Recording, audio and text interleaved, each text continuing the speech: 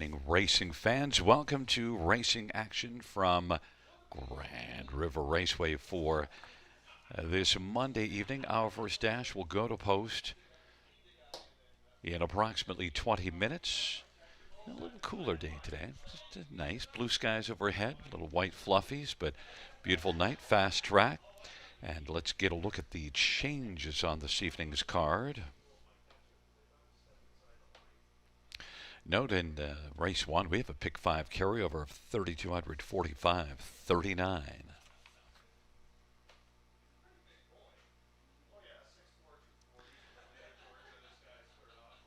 Race number two, note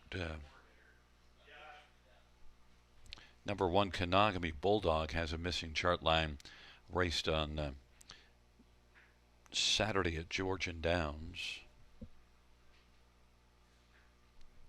Finished sixth in 158 with Austin Sorey driving, sixth in 158, Austin Sorey. Scratches of 6 and 10, scratch 6 Copenhagen and 10 Back in a Flash. Race 2 scratches of 6 and 10. Race 3, no changes. No changes, race 3. Race number 4, scratch is 9 HP Tourmaline. Note the also eligible is not moving in. In race number 5, no changes.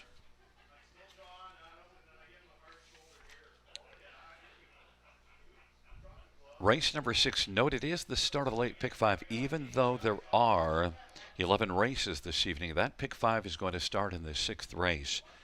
And number 7, Chip Happened, is changing from an open to Pelling pacifier.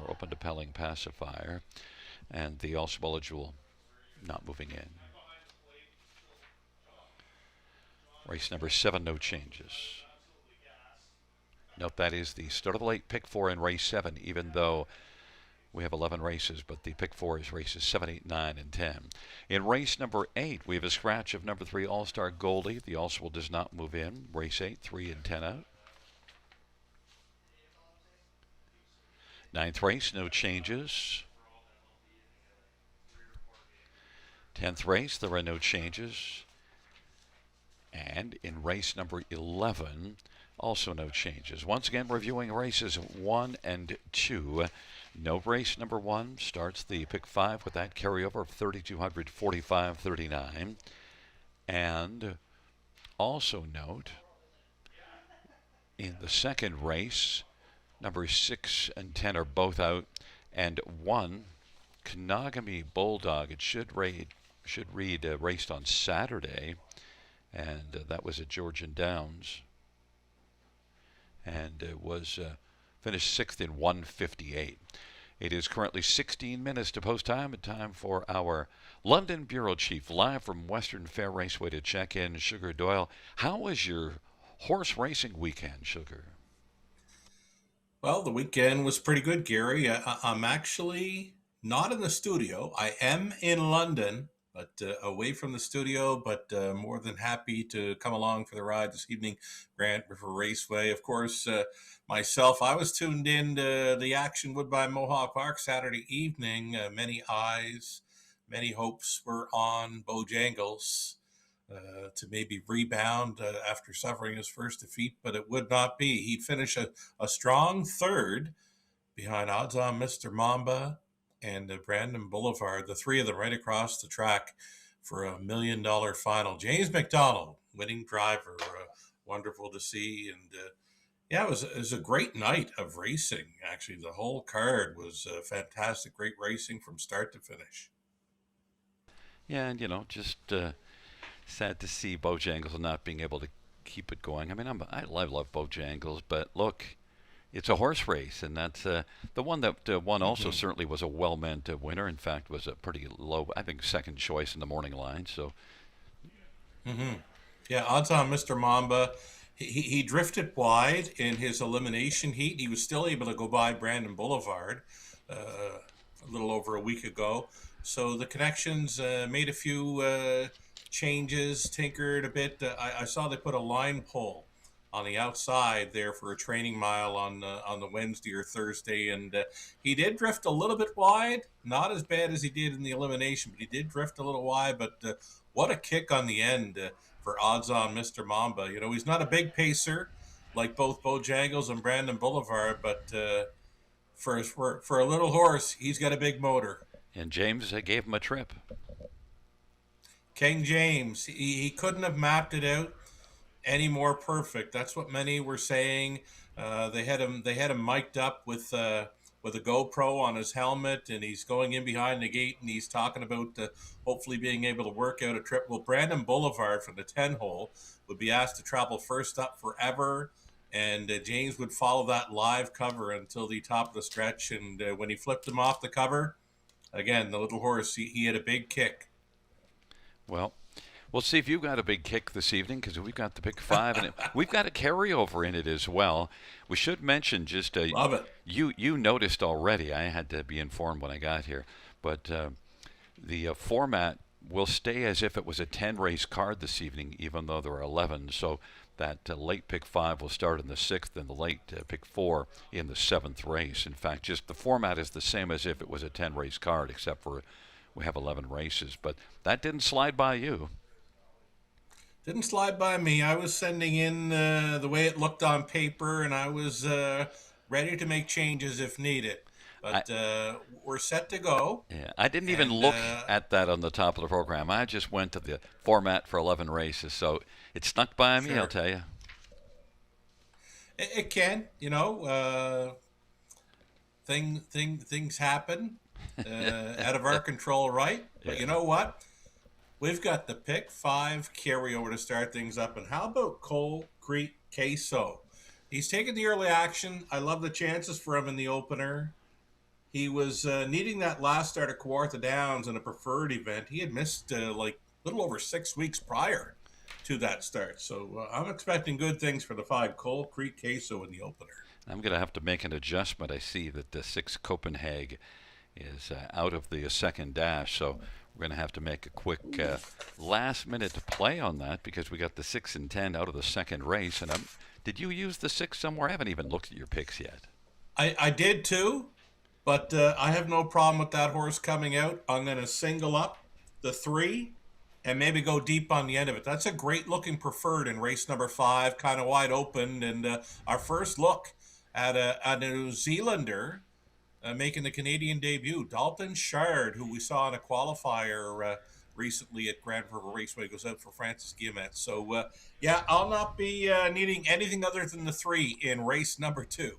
Well, we'll get the video team to make those adjustments and see what you want to Sure. add in and keep your price or whatever you're going to do. We'll do that, and we've got 3 minutes to get that done, and we'll be back in 8 minutes to post to the first race. Sounds great, Gary.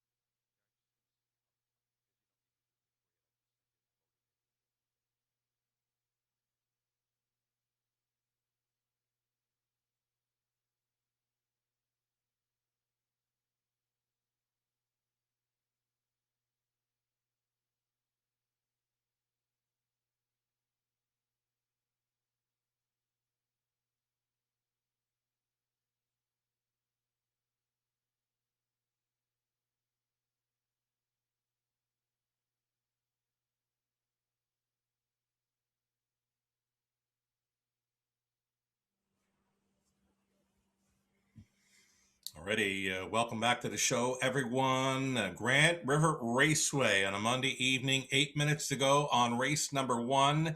We've got a carryover in play, $3,245 carried over from Friday night's late pick 5, which was not cashed in on. So here we go with the 2160 20-cent wager on this pick 5 ticket idea. $5,000 guarantee pool. No problem hitting that guarantee tonight with the carryover in play. You're likely to see a pool with the carryover combining probably somewhere in the vicinity of $20,000.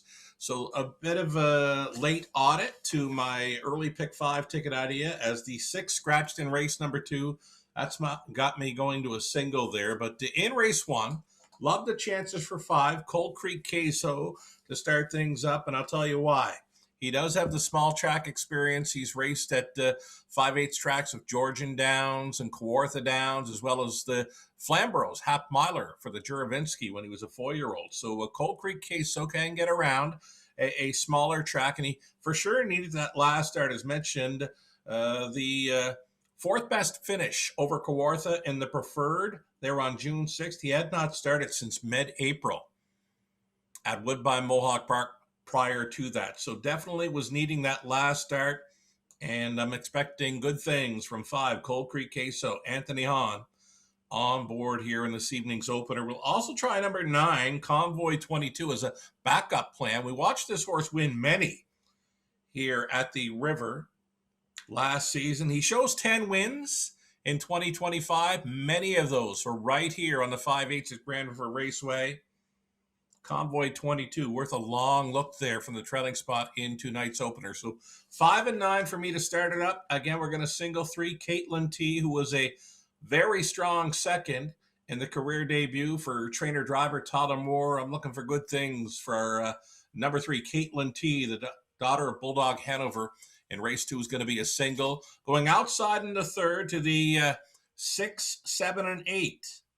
Our Beast, Tenacious T. For Team Cullen, Franco Santana's in. Mythic Gambler, second start of the season. Race number 4. We're going to cut it back to the 2 and 6 there. Groovy Baby Ya. It's another live play for Team Cullen. Even the 6 Lady Century. Nice improvement there to be second best in her latest. In race number 5, I'm on the all button. It's a great looking preferred. And again, we're going to get our first look at the New Zealander, Dalton Shard, making his career debut off a very nice qualifier over Grand River Raceway, where he paced the back quarter in 27-1 to edge out RJ Ringo, the qualifier on June 3rd. His first Canadian pari-mutuel start this evening. Dalton Shard or Francis Guillemette with Jason Ryan on board. Post 6 in the 5th, but I like them all. I got the all button to cover us on the end of the pick 5 play. Again, 2160. 20-cent ticket, Gary Guy, with his best go on tonight's early pick 5. You know, you might want to open up that wallet, Gary, with the carryover in play. No, we didn't open it up. $9.60. Even with that scratch of the 6 in the second, then I just added in a 6 in the 4th, so we still kept it exactly the same. But in that first race, well, I actually have Grin and Win on top, along with 5 Cold Creek Queso. So, yeah, we got a difference of opinion there. But at least did take your Cold Creek Queso. But also Grin and Win is my top one. So we'll see what happens. And what is Grin and Win on the board right now? 7-2. So somewhat reasonable. Looks like a fairly wide open dash. The fans are favoring Cold Creek Queso at 2-1 right now. In the second race, well, we both ended up being just alone with the Caitlin T because they took out another idea that we had, but well, we're okay with that. In race number 3, then I could fan out because I certainly haven't spent much money so far. So I did take the outside 3, the 6, 7, and 8, and RJ Ringo as well. So we'll see. I think that's a very interesting dash, the third race. The best ones are on the outside, but, you know, RJ Ringo is not without some nice credentials and a good 51-1 mile last time out, 8-time winner last year. In fact, took a mark last year of 150 flat. So RJ Ringo is one that might be able to drum them in the fourth, and then in race. I get it. Correction, that's Ringo. in race number Drum. 3. Get it. Yeah, but then over to race number 4. How about number 2, Groovy Baby Yeah? Because you know what? I wasn't on the Groovy Baby Yeah train last time out. That was dumb because I raced extremely well. So I said, fool me once. No, no, no. I'll do it. And then in with Lady Century as well. I added in Lady Century just because pretty nice second, and Corey Giles has got a nice record this year. This is a horse that has 3 runner-up finishes in 4 tries. And then in that 5th race, I was able to narrow it down because I didn't want to go the all because, well, you know, I'm a little bit cheaper than you. And Dalton Shard along with Rye and Bold Spirit. Good dash, though, the 5th race. Love it. Like I said, I like them all, and interesting twist with that New Zealander coming in. I know the connections. Francis Guillemette very high on the newcomer, Dalton Shard. Jason Ryan on board, adding Lasix for that start as well. So great looking preferred on the end of the pick 5 play. One more ticket idea for our friend of the show, maybe. Conley Ecclestone mapping out his best go on the early pick 5. He's going to go 4 deep. The opening leg using 2, 5, 6, and 7. Now Connolly obviously hoping for a price player to show up there in the opener. We're all on board with a single in race number 2. Likely a single for many playing this pick 5 carryover. Number 3, Caitlin T. Daughter of Bulldog Hanover coming in off a strong second in her career debut. Tyler Moore training and driving. Caitlin T. a single for likely many in race number 2. 4 deep, back to 4 deep in the third for Connolly with a 2, 3, 5, and 7. The 4th race, he's on 4, and Mac, and 6, Lady Century. Interesting. No 2, Groovy Baby Yeah for Connolly in the 4th. And on the end of it, 1, 3, and 7, PL Oliver, McWicked Time, and Harbor Light Ambrose. Again, Connolly chasing after some price players. 1920 if you're in to go with Connolly on his early pick 5 ticket idea. Again, the carryover and play over $3,000 added to this pick 5 pool. The post spray with Gary Guy next.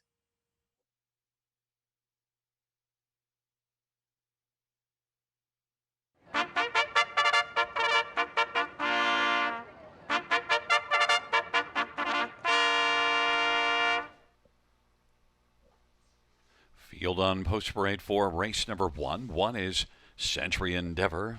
Travis Cullen for Joe Pereira. Number 2 is Harry G. Sammy Filia for Duncan Gillis. Number 3 is Gascoigne Sunday. Jason Ryan drives and trains and is the owner. And number 4 is Wicked Prince. Brady Collier for Sean Stacy and Hunt Racing.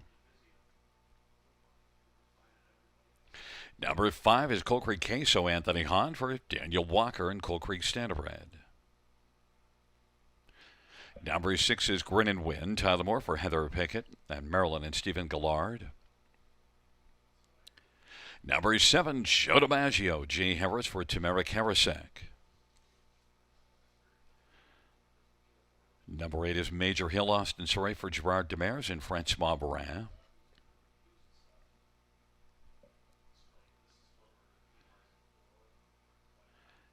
And number 9 is Convoy 22, Damien McClellan for Kyle Bostonson, going for Broke Stable. It's a field of 9, race number 1. Let's get a look at this field. And right now, your top choice, Coal Creek Queso and Anthony Hahn for Daniel Walker, is, well, one that's getting a lot of love off that preferred at Kawartha last time out. Yeah, for me and maybe for many others, Gary, he's kind of popping off the page, and here he is, the class of this field. I think in recent years at the races, you know, he's a Juravinsky Memorial starter as a full-year-old. I went back and looking throughout his career. His first career start was actually on a 5/8 at Georgian. You likely called him to a second best finish, where he paced a final quarter in 26 and 4. He just missed. As a 3-year-old, he's a third best finisher in OSS Gold Action. Again at Georgian Downs, paced a mile 51 and 1 behind Stonebridge Helios. Again on the 5/8 at Georgian. And then the Kawartha start in his latest. fourth in the preferred, 53 and 3 mile, but he hadn't raced in about 7 weeks prior to that, Gary. Yeah, and so yeah, comes in on a much better rotation now. And look, that was a pretty solid overall mile, but it has a couple of wins on the season. Look at last year, 50 and 3. Look at the career mark, 48 and 3. What to talk about a pile of back class. Cold Creek Yeah, Queso, well, looks great too. yeah, Yes. and now Cold Creek Queso, even money on the board. But, there are others in here that you could maybe take a look at. How about number 9, Convoy 22? Trailer post, but you saw this one the last couple at London. Saw him the last couple in London, but that's not what stands out for me. This time last year, Gary, we were doing a whole lot of talking about Convoy Oh, 22 yeah. at Grand River Raceway because he put up 10 wins last season, and many of them would have been right there with you at the river. He had a few in a row. He was pretty darn good. Yeah. And I like this spot for him. He's got to turn things around. He hasn't hit the board in any of his recent starts dating back to early March. So this is where he tries to turn things around on his 2026 season. Well, it could happen at 6-1 would be a nice little price to start things off. And how about another one? Number 4, Wicked Prince, is one that, has had 5 starts this year. Hasn't really kicked in yet. The last couple were tougher post assignments. Wicked Prince shows some speed, but we'll need it a form reversal. Form reversal, or let's see some early speed right off the car. He is leaving a decent post here. I'm not sure if he's got the gate speed, but maybe Brady can find some here for trainer Sean Stacy. Wicked Prince just looking for a wicked gate leave. Another horse trying to turn it around. Joe DiMaggio, post position 7. Jay Harris for Tamara Karasek has got just 1 win on the season so far. Longest shot on the board. I didn't see that coming. 35-1. Wow. Okay, now tell me about Grin and Win. I have this one on top. I noticed Ken Middleton has this one on top, but you're not loving Grin and Win. Yeah, it's just he needs a big drop, right? Third best in his latest, but only 55-1 over the river. Sure, he paced Woodbine Mohawk Park last season, 150 and change. But so many horses, nice horses in here, are kind of off form right now. My one concern with Grin and Win, even last year when he was racing well, he was one that would come close often but not get the job done. 1 win and 8 runner-up finishes. He's a nice horse, and he's got quite a kick. How about that late action coming for the 9 Convoy 22? All the way down to 2-1 right now, Gary. People were reminded about him from last year and thinking maybe it's about time. And, maybe he just loves it here. He was waiting for the river. It's a field of 9. We have 11 dashes this evening, Sugar, here at Grand River Raceway. Let's go. They're taking up their positions on into the backstretch.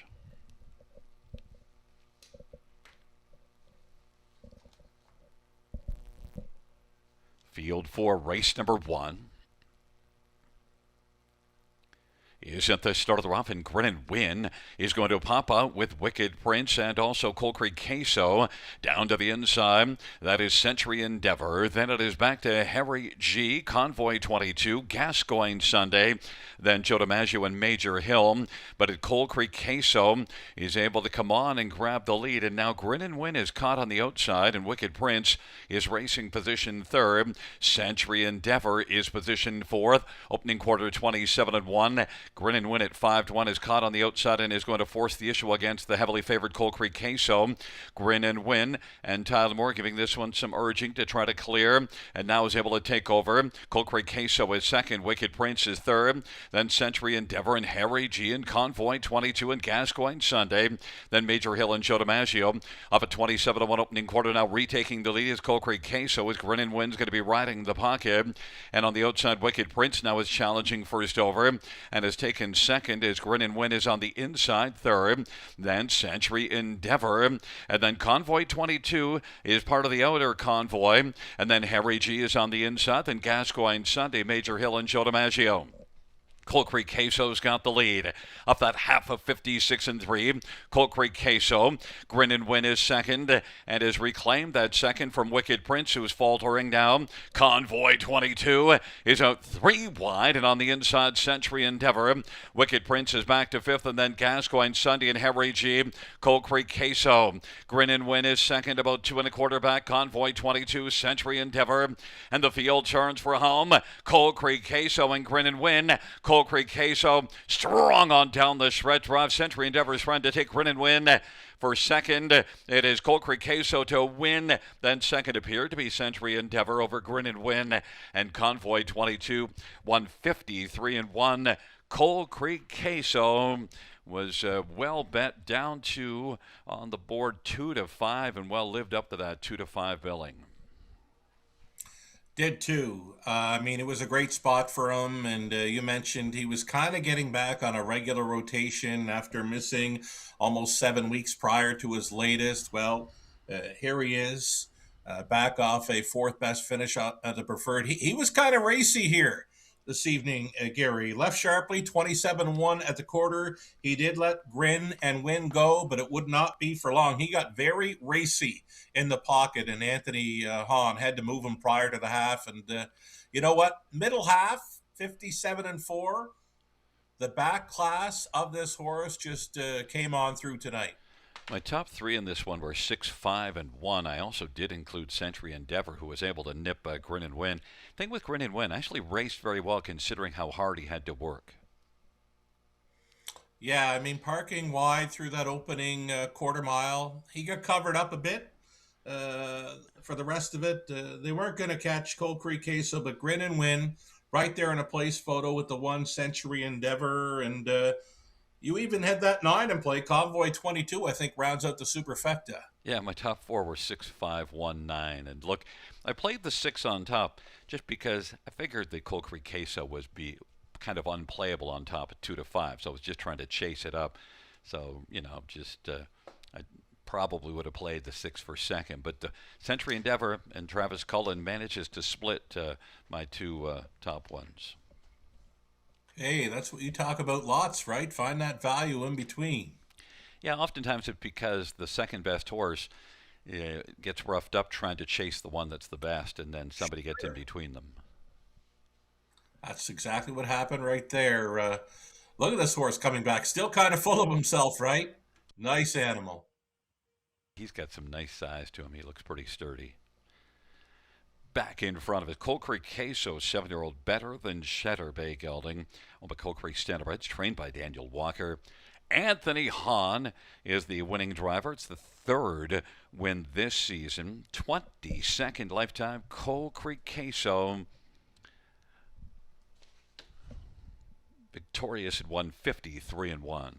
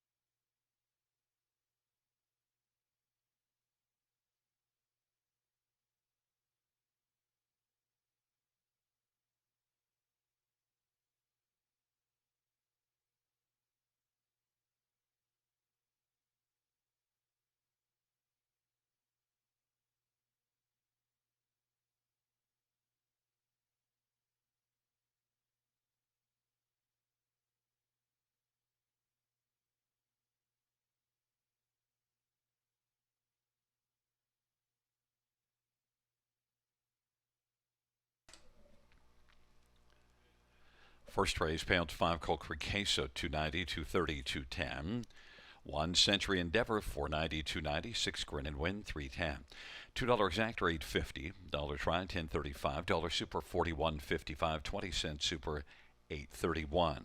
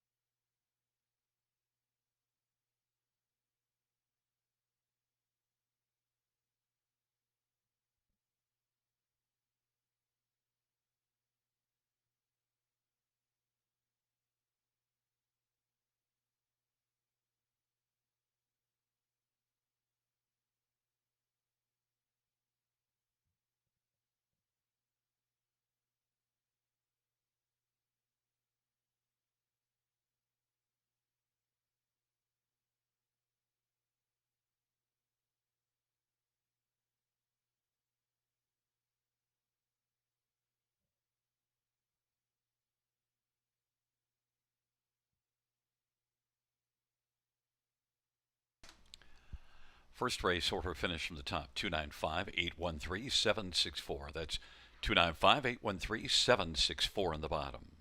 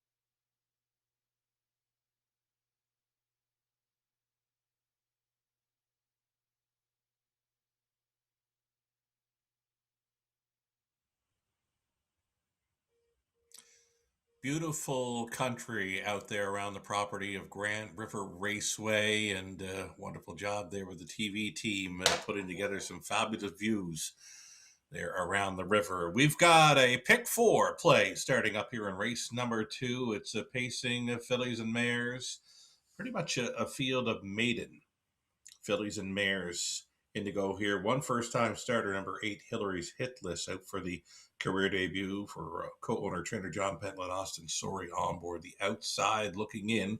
Another first timer at a post 2, Can't Turn You Down. Zachary Carroll, a co-owner trainer Anthony Hahn on board, tries to come right back, but I think they've got their work cut out for them to try to take down number 3, Caitlin T. Caitlin T, a strong debut where she finished second. Tyler Moore was training and driving her. Nice back half, 57 and 2 speed for a trip in 55 and 2. She's my single here, a single for many in the early multi-leg wagers. Third race, I went outside to 6, 7, and 8. RB's Tenacious T is going to be finding things a little easier in there. The 7, Franco Santana, a known speedball. Damian McClellan on board for Kevin Harvey out of Halifax, Nova Scotia. Chantal Mitchell conditions. And number 8, Mythic Gambler. Second start of the season. Gets a Beware Horse angle for me in the third. Fourth race, we're using 2 and 6. Groovy Baby Ya, Team Cullen. Lady Century was better in her latest to be second best. Fifth race, I've got the all button in play. Any one of 9. Great looking field of preferred pacers. Wide open in the fifth. I'm in to go for 1080 on a 20-cent wager for this early pick 4, featuring a $2,500 guaranteed pool. We'll get a look at a pick 4 ticket idea for Gary Guy now. He too will be singling up number 3, Caitlin T, the opening leg. He's 4 deep in the third. His top selection there being 7, Franco Santana. Fourth race for Gary. He's on 2 and 6. We're on the same page again there with Groovy Baby Ya and Lady Century. And Gary cuts it back to 3 deep in the fifth. 6, his top selection, the newcomer, the New Zealander, Dalton Shard, off a very nice qualifying mile. A victory over Grand River, where he paced home in 27 and 1. Francis Guillemette, owner, trainer Jason Ryan on board the newcomer, 6, Dalton Shard. A top selection for Gary in tonight's preferred, the end leg of this pick 4. His plan B and C would be the 4 Rye and the 9 Bold Spirit. 4, 6, and 9 for Gary on the end of it. He's going to go for only $4.80 on his 20-cent ticket idea. Again, it's a $2,500 guaranteed pool here. One more ticket to look at for a friend of the show, Conley Ecclestone. We're all on the same page with a single. The key player is number 3, Caitlin T here in race number 2. 40 for Conley in the third, at 2, 3, 5, and 7. Fourth race on the 4, and Mac on the 6, Lady Century. And the end leg, top class pacers in race 5, PL Oliver on the rail, number 3, McWicked Time, and 7, Harbor Light Ambrose, likely a big price player in that fifth race. Conley as well, in to go for just $4.80 on the 20-cent wager. Ticket ideas for the early pick 4. Next voice you'll hear, Gary Guy with a post parade of race number 2 of 11.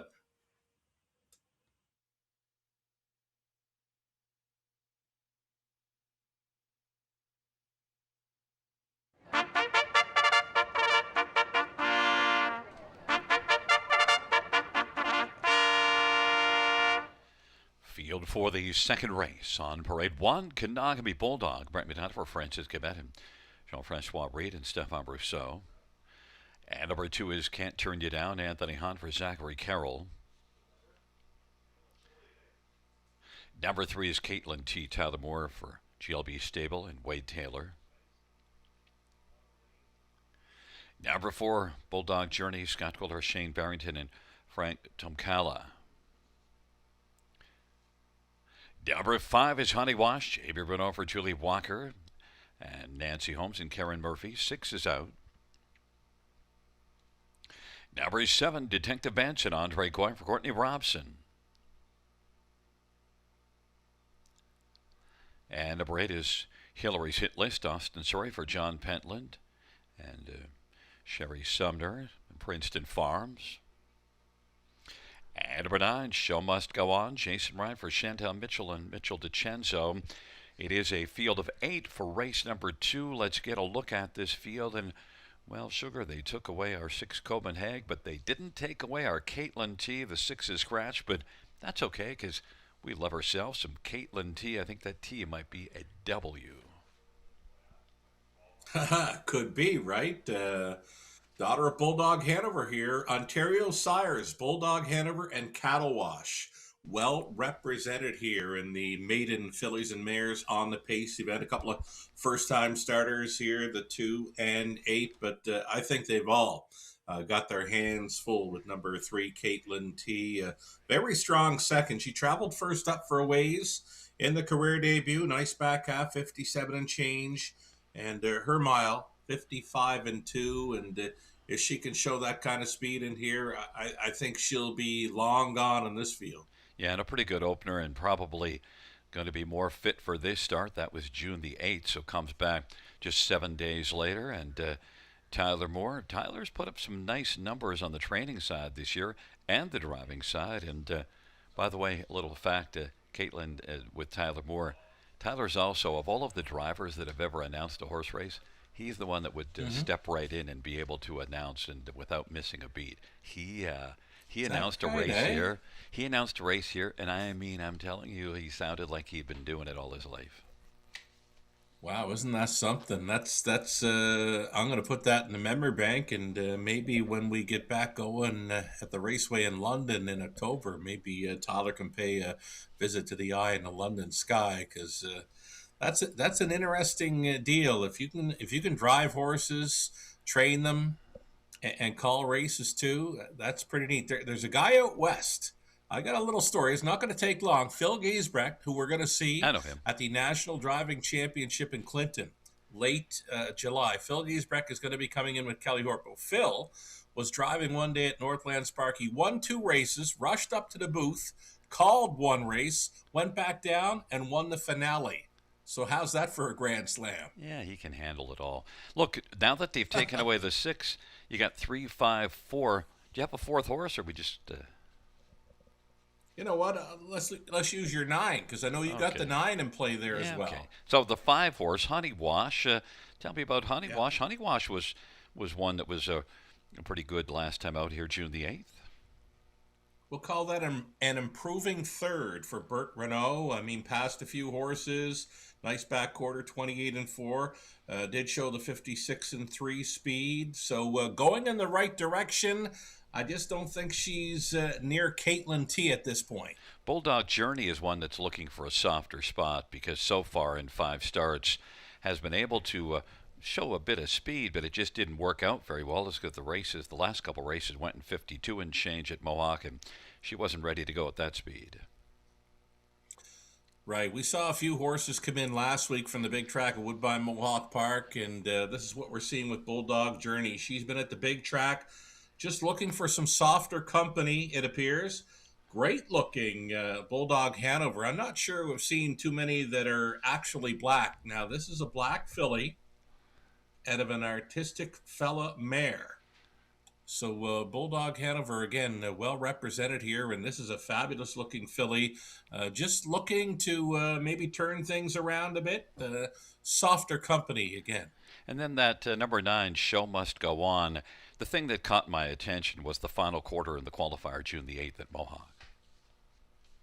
Right. There was a problematic start, May the 30th on the half mile at Flamborough. Went back to the big track to qualify, and you're right, it caught my eye as well. 26 and 4 is all right. And Jason Ryan, he's coming off a pretty good week at the River. We saw him win many times last season. He's one of the leading drivers here at Grand River Raceway. And if there's anyone that can work out a great trip from the training spot here, it would be him. Show must go on. This is a best in show. Yeah, and this is one that's had only 3 starts, 2 last year as a 2-year-old, and so now this will be just the second start. And look, you said had problems May the 30th. Interference break, so we can't blame her. Can't blame her. And again, that qualifier, 26-4 on the end. If her nose was on gate, we might put her in a higher spot. But you know what? Trailing spot, not so easy here. Well, I wasn't afraid. I used her second in behind Caitlin T. But Caitlin T, I think that T is going to be a W here after the race is over. It's a Right field on. of 8 with the 6 out, and they are moving up and taking up their positions on a beautiful Monday night. A marvelous Monday night as we are gathered at the river. Field of second race fillies and mares on the pace. Maidens turning into the backstretch.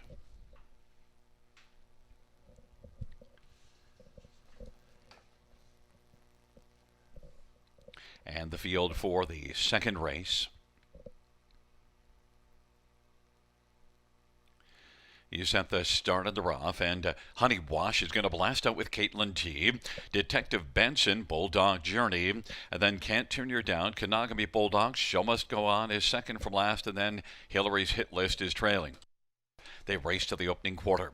Honey Wash 7-2 with the lead. Caitlin T filling the pocket right now. We'll see if she stays in there as they race on around the turn. Detective Benson is third. Then Bulldog Journey. Can't Turn You Down. Kanagami Bulldog. Then we've got back further to racing the second from last. Show Must Go On, but right now popping out quickly. Here comes Caitlin T on the move, and Caitlin T is going to come up and grab the lead from Honey Wash, and racing third now.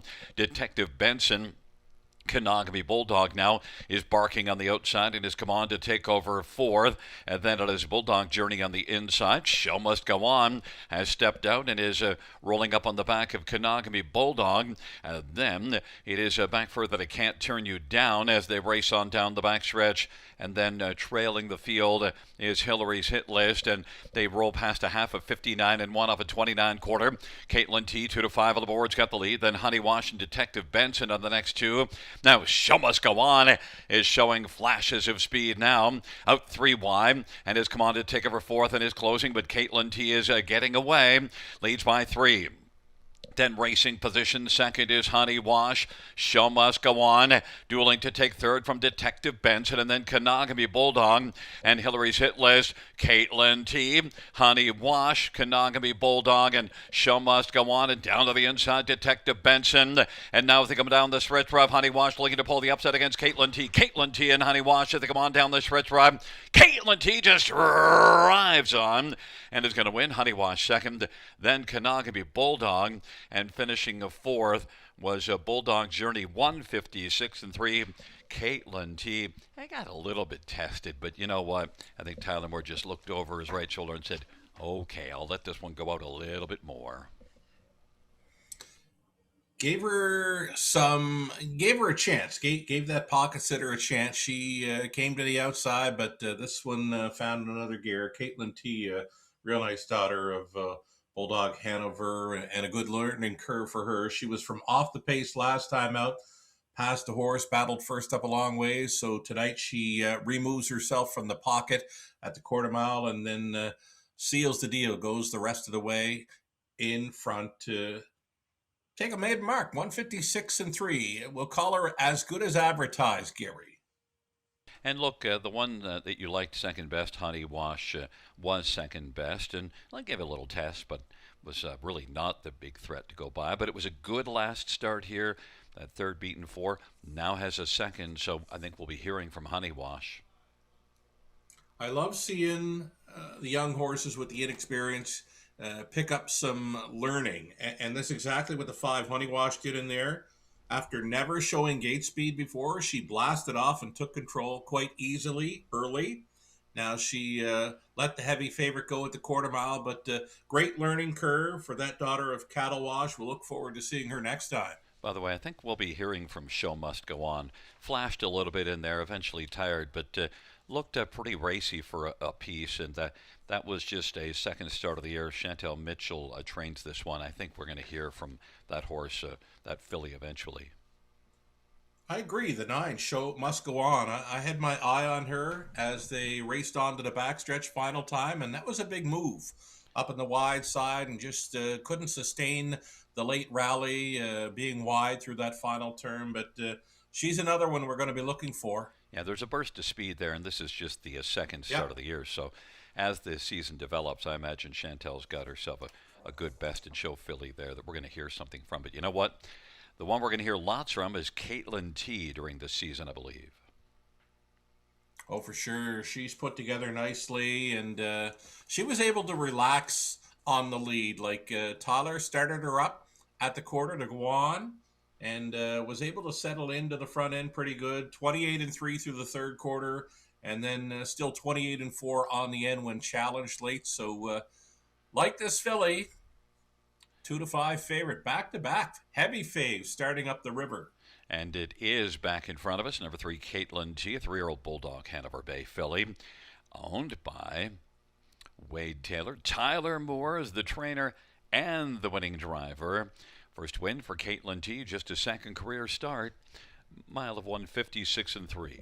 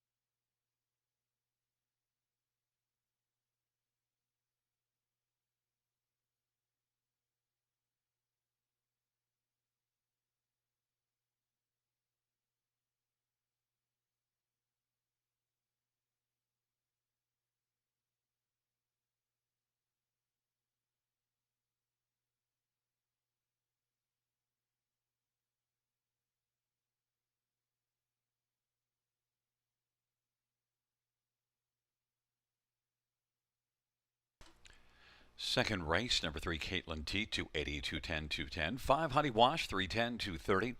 1, Kanagami Bulldog, 420. $2 exactor, 640. The dollar try, 17.15.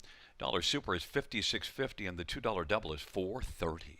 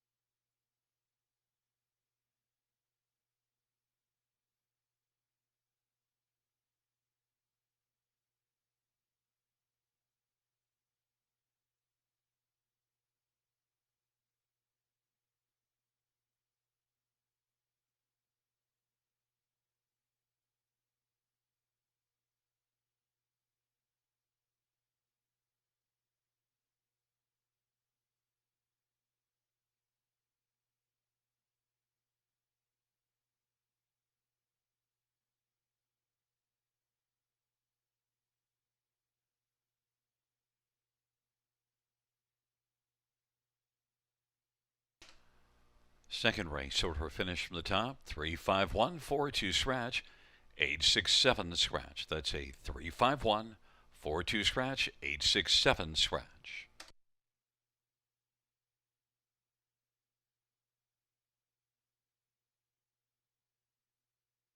Winbag Farm of Delaware offers several outstanding stallions, including EL Platinum, full brother to multiple stakes winners EL Ideal and EL Titan, Meadowlands Pace winner He's Watching, a Dan Bench Award winner and a world record holder over multiple sized ovals, Molotov Cocktail, a New York Sire Stakes final champion and multiple stakes winner, Nutcracker Sweet, half brother to the great Sweet Blue, and a multiple stakes winner, Sports Column, a 19-time winner and a multiple Ontario Sire Stakes Gold winner at 2 and 3, and Top Flight Angel, a Yonkers Trot Final champion and a Breeders' Crown elimination winner. For more information, winbackfarm.com.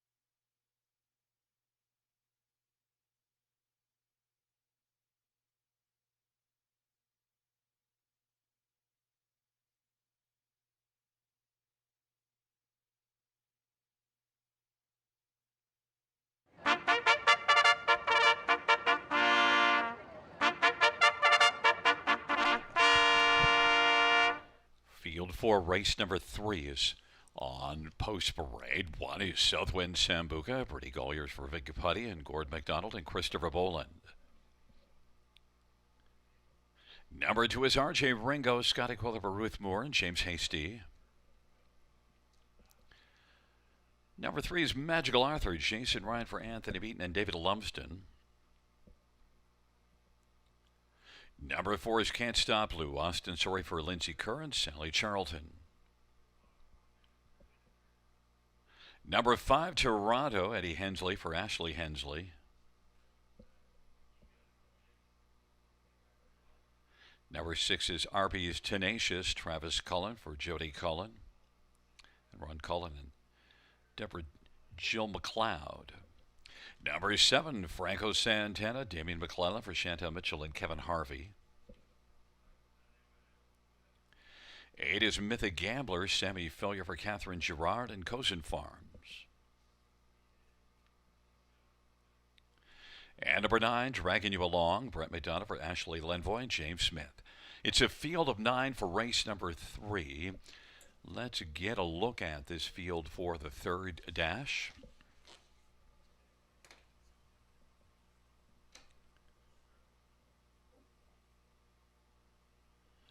We'll start with number 7, Franco Santana. Sugar, Franco Santana, 150-1 last time out at Mohawk. Yeah, he's got a really good gate blast to him as well. I watched him lots at the big track at Woodbine Mohawk Park. Might have called him a winner there once or twice as well. Goes out for Kevin Harvey out of Halifax, Nova Scotia. Chantal Mitchell, conditioning, and Damian McClellan on board. He's a big strapping son of Captain Treacherous. I think he's going to be on go right from the start.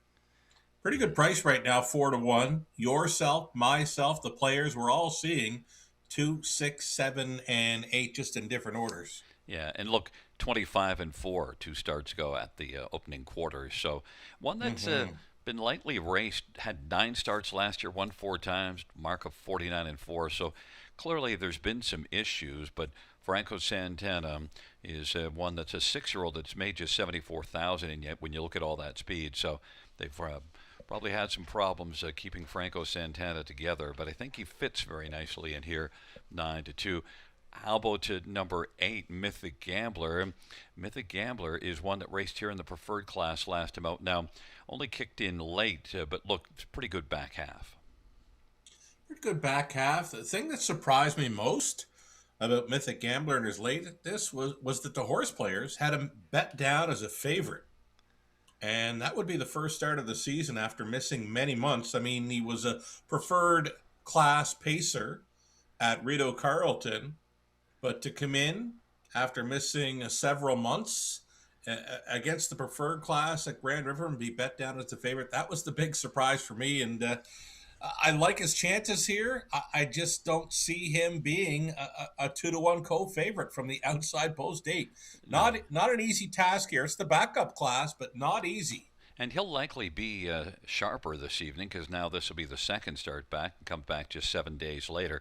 Won 6 out of 13 last year. Certainly has credentials, and you get Sammy Fillier, but still, this is one that's an 8-year-old now that's a little late in his career developing, and he's got 93,000 in, so he's also one that's clearly has been some issues, but there's also some speed, 2-1.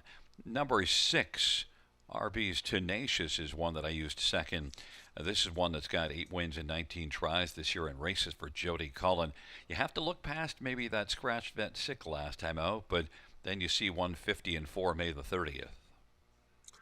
Seems like all he wants to do is win. That's all he's got on his program lines. No seconds, no thirds, but 8 wins from 19 outings in his 2026 season.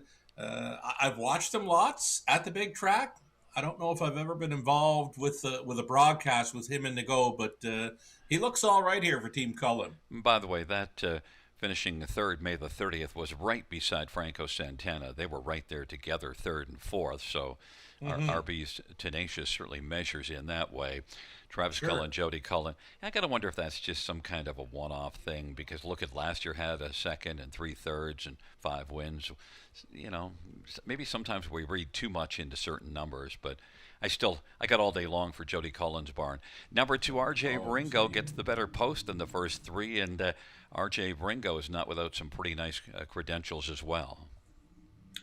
Yeah, he was in that qualifier with the New Zealander, Dalton Shard, who we're all looking forward to seeing in Race 5's preferred tonight. But he managed a pretty good second with a good back quarter, 27-4 over the river. Went on to the big track, finishing 4th, 51-1 speed in the seasonal debut. I guess he was out already in 2026, but he had missed missed some time prior to that latest. Well, he's got an inside post. We'll see if he can be quick like a bingo, like a beetle on the inside. R.J. Ringo Hey. won 8 times last year and took a mark of 150. So, as I mentioned, lots of credibility with that one. It's a field of 9. It's an interesting dash. We'll see how it unfolds. We both are on Franco Santana.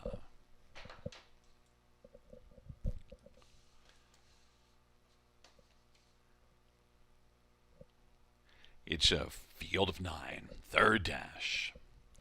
There at the start of the rough, and Franco Santana, RB's Tenacious are going to blast, and also Toronto is skating out alertly. Then R.J. Ringo on the inside. Now Magical Arthur will back away a little bit to find a seed. Southwind Sambuca is racing 5th. Mythic Gamblers caught on the outside 6th. Magical Arthur is 7th. And then it is Can't Stop Lou and dragging you along. But RB's Tenacious dropped down to even money on the board and has got the lead in front of R.J. Ringo. Still working the outside. Franco Santana continues to drive and is 2-1 on the board. 26-1 opening quarter, and it is Franco Santana. Travis Cullen filling the pocket right now with RB's Tenacious, but right now is parking out. Franco Santana doesn't want to sit in the pocket and says, you know what, I got the front on the inside here. I'll just keep it. RB's Tenacious and Franco Santana.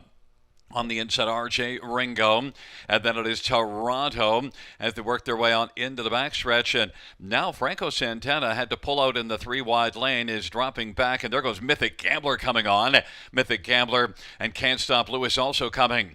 But it is right now RB's Tenacious and Travis Cullen leading. Mythic Gambler second of half of 55-1 in the strong opening panel at 26-1.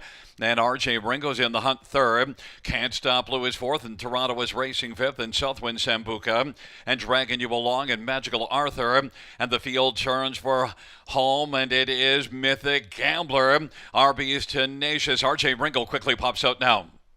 Right now as they turn for home, Mythic Gambler, R.J. Ringo. As they come on down the stretch drive, Mythic Gambler and Semi-Filia. Chasing is R.J. Ringo, Mythic Gambler. R.J. Ringo's getting a little bit closer. Mythic Gambler, though, sharp to the finish. And then R.J. Ringo, Toronto.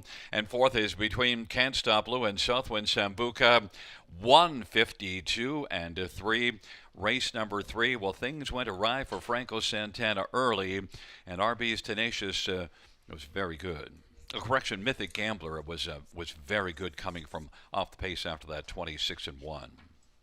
Oh, for sure. I mean, Hot Fractions was going to set it up for a closer. We watched RB, Tenacious T, park out Franco Santana, who appeared to have some issues approaching the half mile. So 26-1, half 55-1. Again, it sets it up for a closer. Mythic Gambler. Now, here's what I brought up before the race, Gary. I can't believe horse players made this horse a favorite against Tougher in the seasonal debut. Tonight, backed off in class, second start off the layoff, and they let this one go away at 9-1. Incredible. Yeah, and really offered some nice value. Your second choice, and well, we both used this one on our multi-leg, so we get a little price horse there because we didn't get any prices in the first couple. And look, R.J. Ringo tried to chase, but Mythic Gambler had a lot still in reserve at the finish, and Sammy was pretty unconcerned, and it was just it was a solid outing. Mythic Gambler, things set up nicely, and well, maybe later we'll find out. Franco Santana just something was amiss there. Something went amiss, yeah. Just parking through that quarter 26, and then might have been an equipment issue or something came up just prior to the half. But Mythic Gambler had every license to win that race. I mean, he was racing against the best at Rito Carlton last season, where he was 11 for 13 in the top 3, including 6 victories. Again, it's a head scratcher how he's a favorite in the preferred last week. First start off the layup, and then second start back, which is an angle, and they let him go away at 9-1 with the Wolf on board. Yeah, and look, was howling in the lane. The inquiry is going to go up pertaining to number 5, Toronto. Toronto is going to be a subject of the inquiry, but okay. Yeah, Mythic Gambler just last week first start. You gotta let this horse. You gotta see a start because it was last raced Indeed. October the 5th to June the 8th. Yeah, his return race, it was a good start, and we could have expected better tonight, and he most certainly was, right? And the back half in that one suggested, okay, there'll be more in the tank. He just was relaxed away and then kicked it in late. In fact, had a 55 and one back half. 100%. Back in front of us, Mythic Gambler. Sammy Filya, the winning driver for Catherine Girard, 8-year-old Better's Delight Bay gelding by Cozen Farms. And it's the first win this year, just a second season start. 19th win lifetime for Mythic Gambler. Mile of 152 and 3.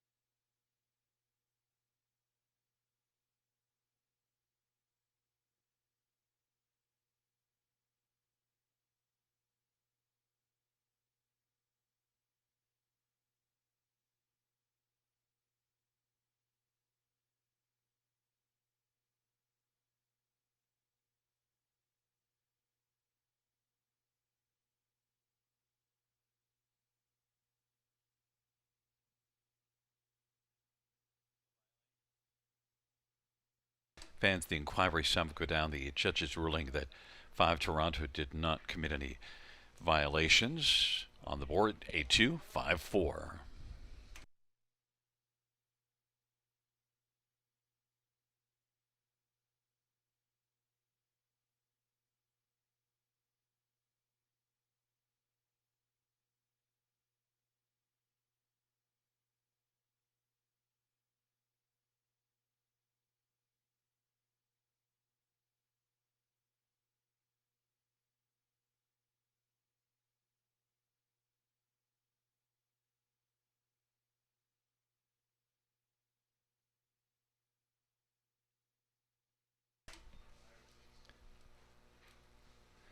The third race, number 8, Mythic Gambler, 2060.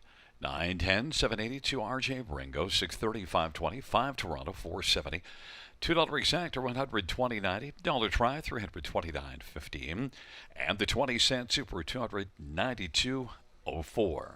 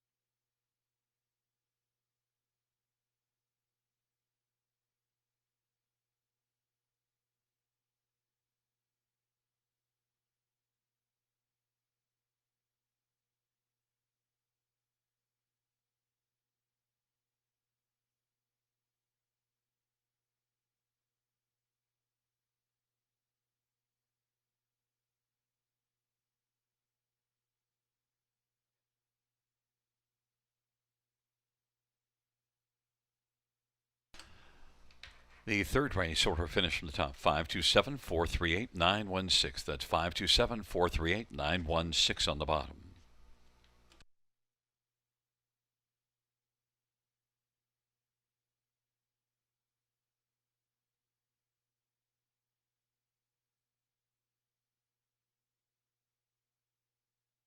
Fans note number 4, Can't Stop Lou, claimed the new trainer will be Gerard Demers.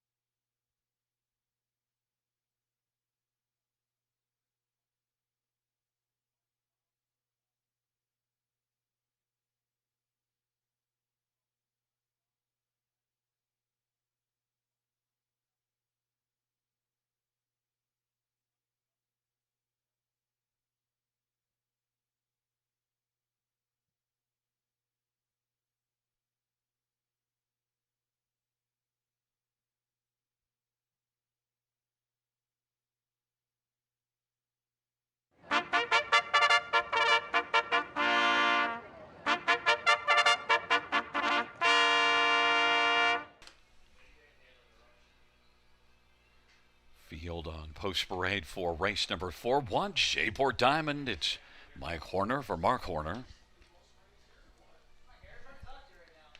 Number 2 is Groovy Baby. Yeah, Travis Culliver, Jody Cullen, and A1 Staple.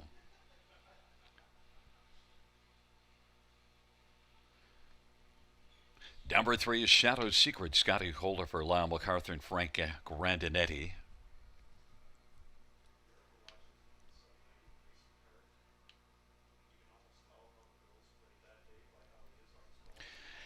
And number 4 is Ann Mack, Anthony Hahn for Shane Weber and Tom and Elizabeth Rankin. 5 is Sheila's Joy, Austin's Roy for Jacob Roberts and Steve Adams. And number 6, Ladies Century, Brett McDonough for Corey Giles and Brad Gray. 7 LD's Kimberly, Lauren House for Boyd Wilson and Rick Ryer. And number 8 is Taylor Dasby, Jason Ryan for Jacques Dupont and Sylvain Deschanel. Field of 8, race number 4. Let's get a look at this field. And, well, number 2, Groovy Baby Yeah. Well, I didn't get aboard last time out, and my bad, because Groovy Baby Yeah was in a groove and was able to race very well and win. But, well, wasn't on last time, but I'm on this time along with you, Sugar. Yeah, we like her chances here again tonight. She is coming in off the maiden score, a 155-1. Pretty much gate to wire as a heavy favorite in the latest, expecting more of the same this evening. Does have that gate speed factor to work with. Players are on her to the tune of 7-5. Groovy Baby Yeah. After we saw the upset in race number 3, I think we're going to see probably the post-time favorite. I think she can get there. Well, I would have to assume will be the post-time favorite, although the one that we think is the most likely threat is number 6, Ladies Century.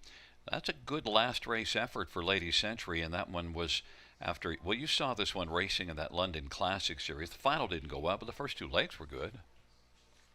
Yeah, she was okay up there late April and into May for the London Classic Sales Series, and things didn't work out for her in one of her end legs there where she finished well back. Well, she took some time away, like 3 or 4 weeks away from racing action, but that latest start shows me and tells me she's going in the right direction.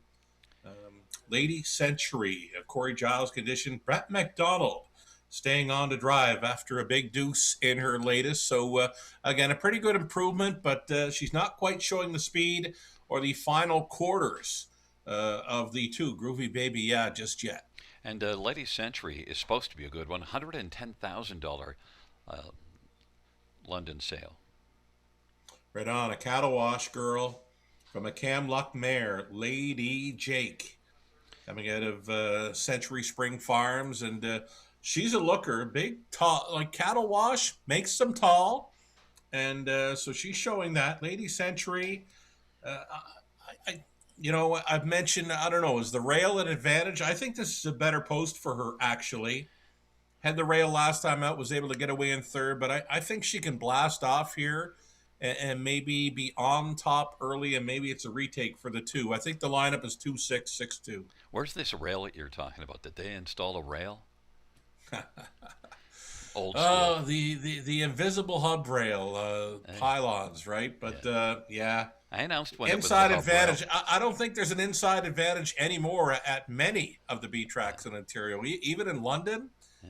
The rail, it's not an easy spot anymore. It's right behind the car, pretty much where you want to be. When I was first started announcing, we had the hub rail at Elmira Raceway. Trevor Henry used to get over it about once every couple of weeks. Oh boy, when I first started calling, Northlands Park, one of the final tracks in Canada to have a hub rail. And the thing with the hub rail, you actually knew they were going a true mile, right? Yeah. Northlands Park being a 5/8 on the dirt, there was never any question where horses actually going a full mile. But I mean, that's come up in the last few years at multiple tracks across North America. Are they truly going a mile with the pylons out there? Number 3, Shadow's Secret, is one that went a good final quarter last time out. Was 8th at 3/4, came on to finish 4th. Yeah, my Beware horse in here, the filly by Shadow Play. Still a maiden coming in, but now a couple of starts under her belt in her 3-year-old season. I've got all kinds of time for her and Coulter, maybe to pick up a piece of the Trier Superfecta here. I used Ann Mack in the 3rd spot, and you used that one 4th. Ann Mack has had 4 starts and already has a win in a couple of thirds. Yeah, I'd be using her Try Superfecta as well. She's kind of similar to the 3 Shadow Secret, but Shadow Secret is the only, like, I put circles around the 2, 3, 4, and 6. Also added, put it a line under number 3. So something piqued my curiosity with this 3 Shadow Secret. Again, my Beware horse. Well, we're both on Groovy Baby. Yeah, the price isn't groovy, though. 3 to 5 on the board, but we anticipated that. It is a field of 8 for this fourth dash on a marvelous Monday as we are gathered at the river. Giddy up.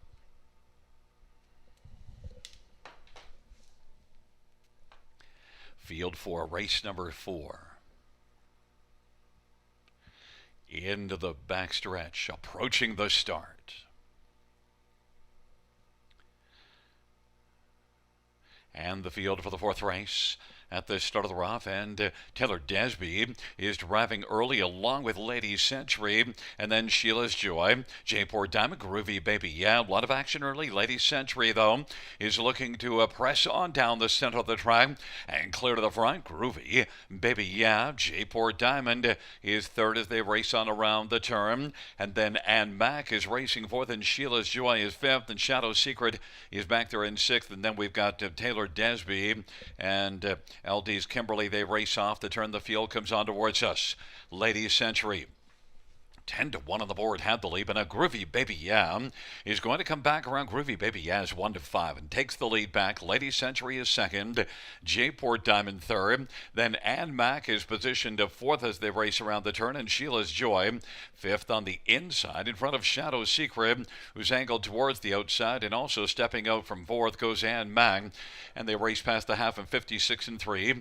Groovy Baby Yeah, Lady Century is getting a nice rip and is staying close in the pocket, and Mack has come on the outside. J-Port Diamond is racing fourth, and Shadow Secret now is on the outside, second over fifth, but gapped in the cover, and Mack is coming on quickly on the outside. As the field hustles on to three quarters, Groovy Baby Yeah, and Mack is second down and is just a length back.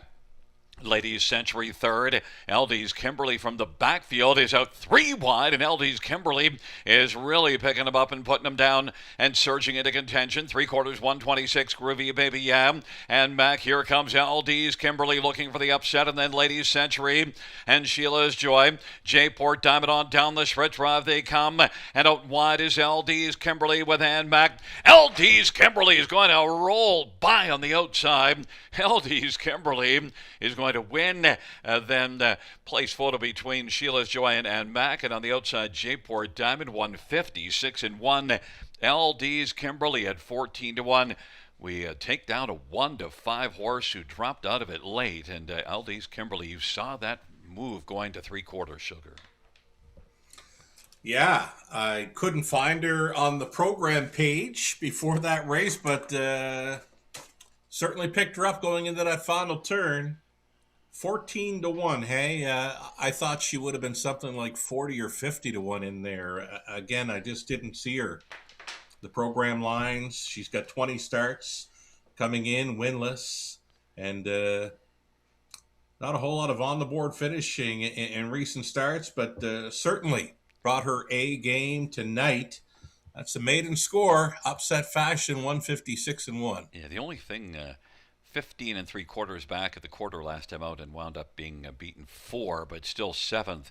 You really had to maybe dig deep, and then still you had to take a lot of chance here with LD's Kimberly. But I'll tell you one thing, LD's Kimberly won't be a long shot next time out, because she didn't just get by. Like, there is Lauren House just relaxed on the bike, just cruising at the finish now.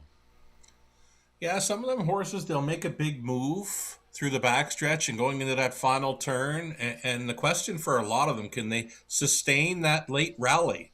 Well, this filly did more than that. She sustained it and just drew off from them at the finish. So you're right.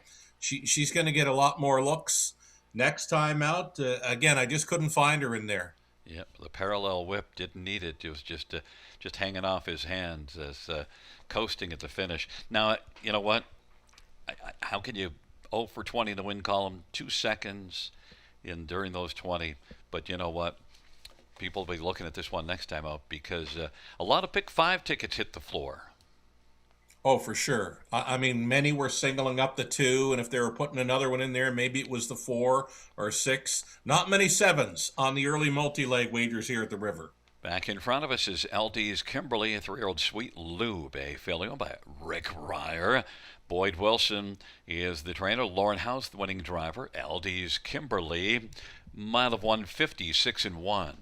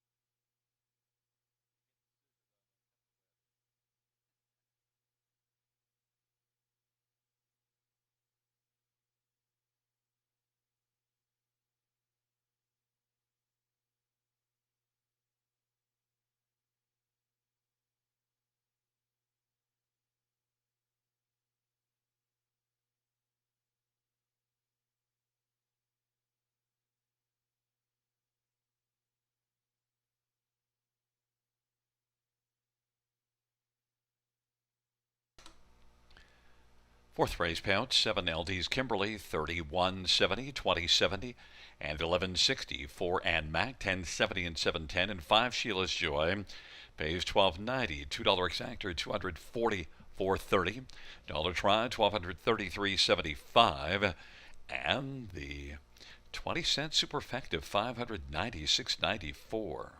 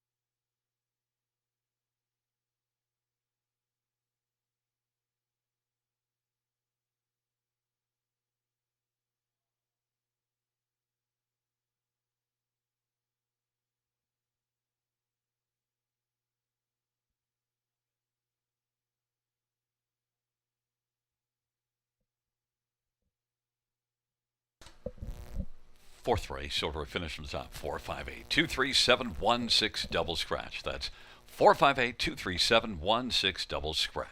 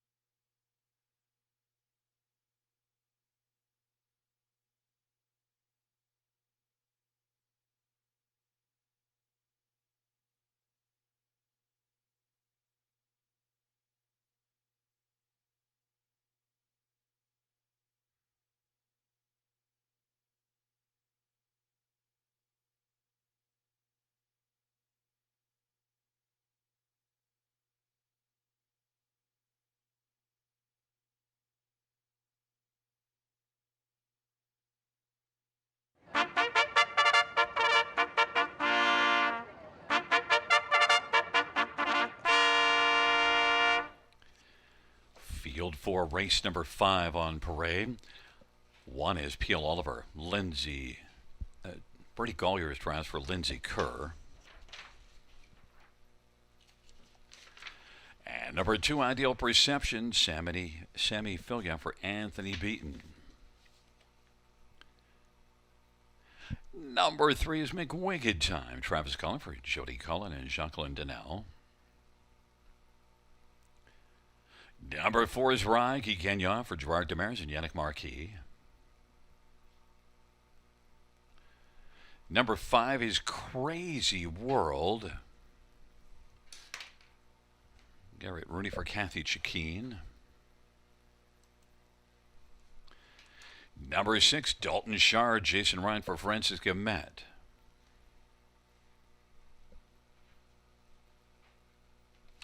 Number 7, Harberlet Ambrose, Austin Sorry for Rachel Andrew and Ralph Jardine. Number 8 is Drinkin' Buddy, Scotty Gold for Heather Pickett and Rick Pickett. Number 9 is Bold Spirit, Damien McClellan for Robert Kyle Fellows and Royce Broxton and Harb Singh Dillon and Daryl Kaplan and Dwayne Marfisi. It's a field of 9. Race 5 features the Super High 5. And, well, Dalton Shard, we're going to get a look at this one. One that qualified here and already is a winner in the qualifier. Came home nicely, 27-1. Yeah, with that qualifier, and as you mentioned, 27-1 in the end, that might be the fastest final quarter we've seen from any horse thus far on the 2026 meet at the River.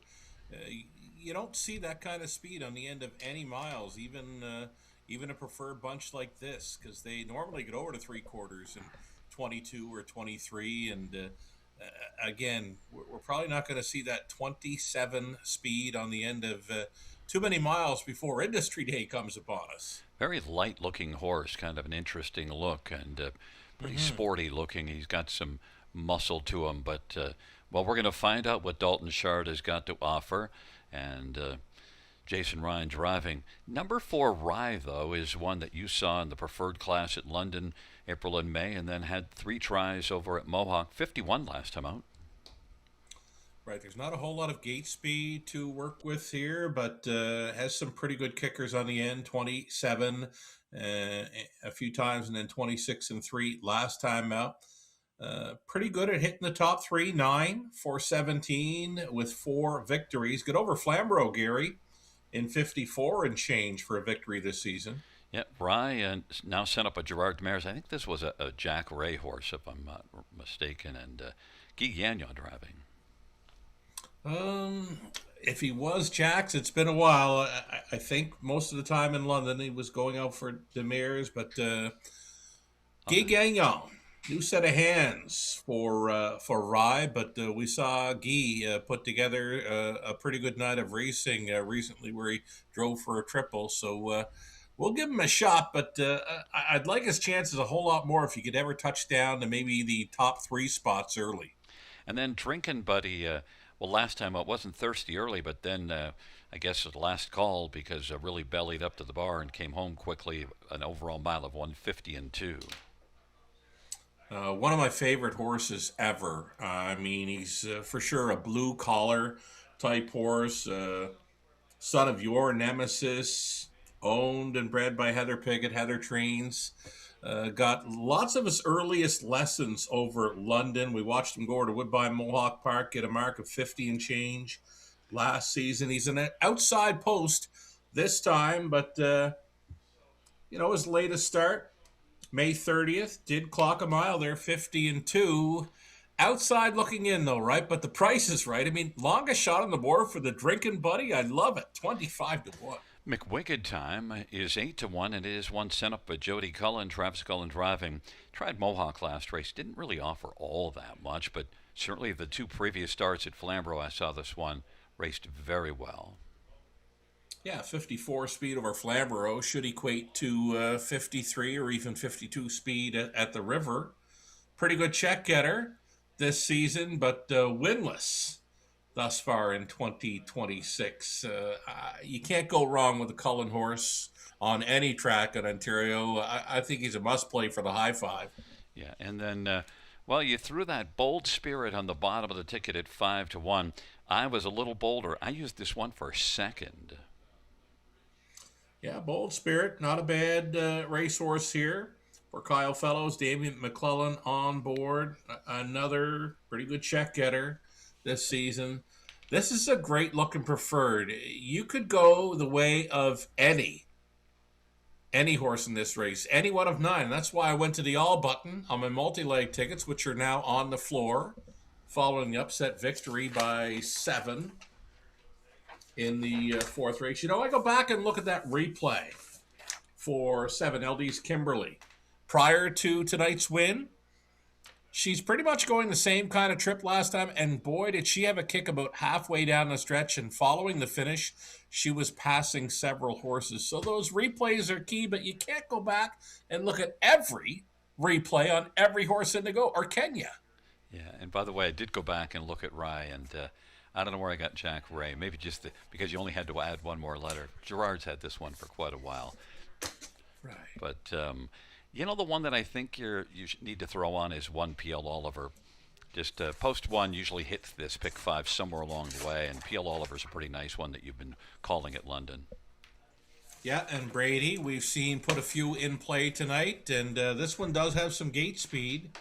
He was claimed for the connections last season, and again, another good check getter. I don't think you can go wrong anywhere here. Again, even the Drinking Buddy at 20-1, I'd be using him. It's a great looking field. Good luck with it, Gary. Well, we're going to find out what Dalton Shard has, and Dalton Shard is the favorite. It's a full field. It is a preferred group, $12,000 purse on the pace, and they're about to reach the start.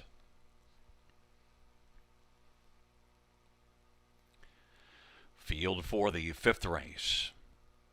You said they started off, and P.L. Oliver is going to twist out quickly with Ideal Perception, and Rye is 3rd. Then Bold Spirit, McWicked Time, and Crazy World. Dalton Shard is 7th way. Then Harborlet Ambrose, and back to Drinkin' Buddy, but right now P.L. Oliver has got the lead in Ideal Perception. Might be in an ideal spot at 16-1, filling the pocket. And then Bold Spirit is 3rd. Rye is racing 4th. McWicked Time. Then Crazy World and Dalton Shard, and then it is back to Harborlet Ambrose and Drinkin' Buddy. They come off the turn.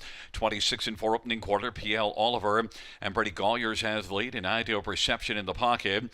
Then 3rd is Bold Spirit in front of Rye to the inside. Crazy World has taken over 5th. McWicked Time is 6th, and then Dalton Shard is still 7th. Harborlet Ambrose, Drinkin' Buddy is trailing the field, and they work their way up towards the half. P.L. Oliver at 5-1 is still leading the way with Ideal Perception in the pocket. Bold Spirit 3rd. Rye is getting closer to the outside now. McWicked Time, and then also Crazy World on the outside now is moving up, but is still about 6 or 7 off the lead. And then Dalton Shard on the outside has yet to fire. Harborlet Ambrose and Drinkin' Buddy. P.L. Oliver continues to march. P.L. Oliver, Ideal Perception's getting a trip, and Rye to the outside is 3rd. Then Bold Spirit and Crazy World. McWicked Time. Dalton Shard is still 3rd from last. Then Harborlet Ambrose and Drinkin' Buddy is trailing. And now Dalton Shard has quickly picked out some speed now. And Dalton Shard is flying as they come towards the top of the stretch. P.L. Oliver, Ideal Perception popped out of the pocket. Here comes Dalton Shard. And then Rye in the center of the track and Bold Spirit on the inside. Ideal Perception, but Dalton Shard is bearing down the center of the track. Dalton Shard is able to burst up now against P.L. Oliver. Dalton Shard. P.L. Oliver might have held on. Dalton Shard on the outside, scooting up the inside of McWicked Time. I thought Dalton Shard was going to go on by, but P.L. Oliver might have held on. It's a photo finish.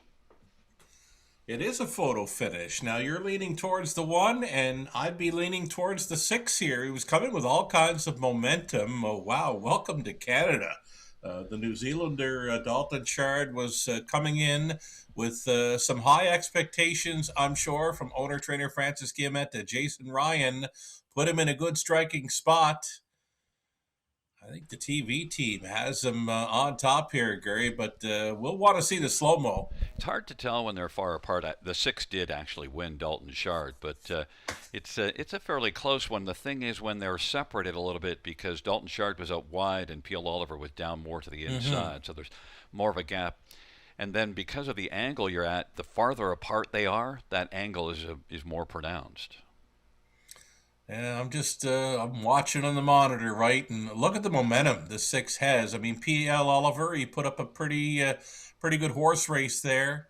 Just wasn't able to hold off the New Zealander. Good showing there. Again, I know the connections with some high expectations here, and it's a really nice Canadian debut for Dalton Shard.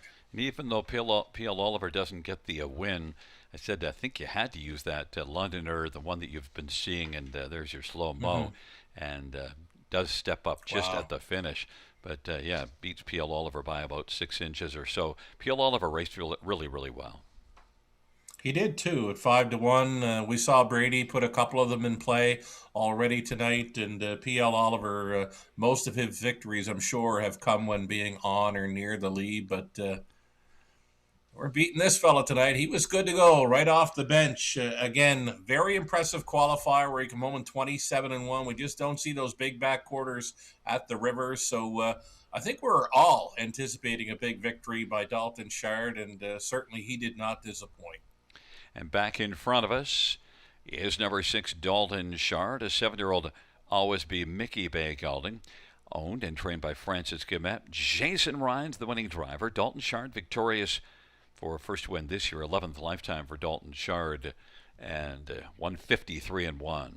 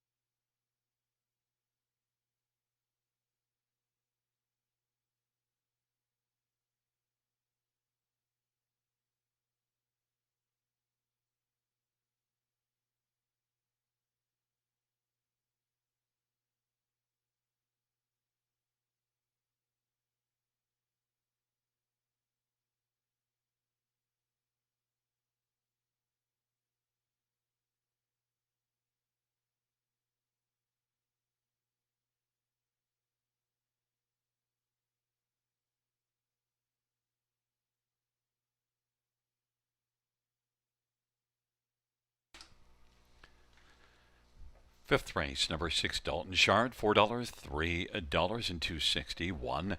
PL Oliver, $4.20 and $3 and 9. Bold Spirit, $4.30. $2 exactor, $17.50. Dollar try, $48.10. 20-cent high five, $396.95. 20-cent pick three, $195.26. 20-cent pick four, $417.45. 20-cent pick five, $620.21.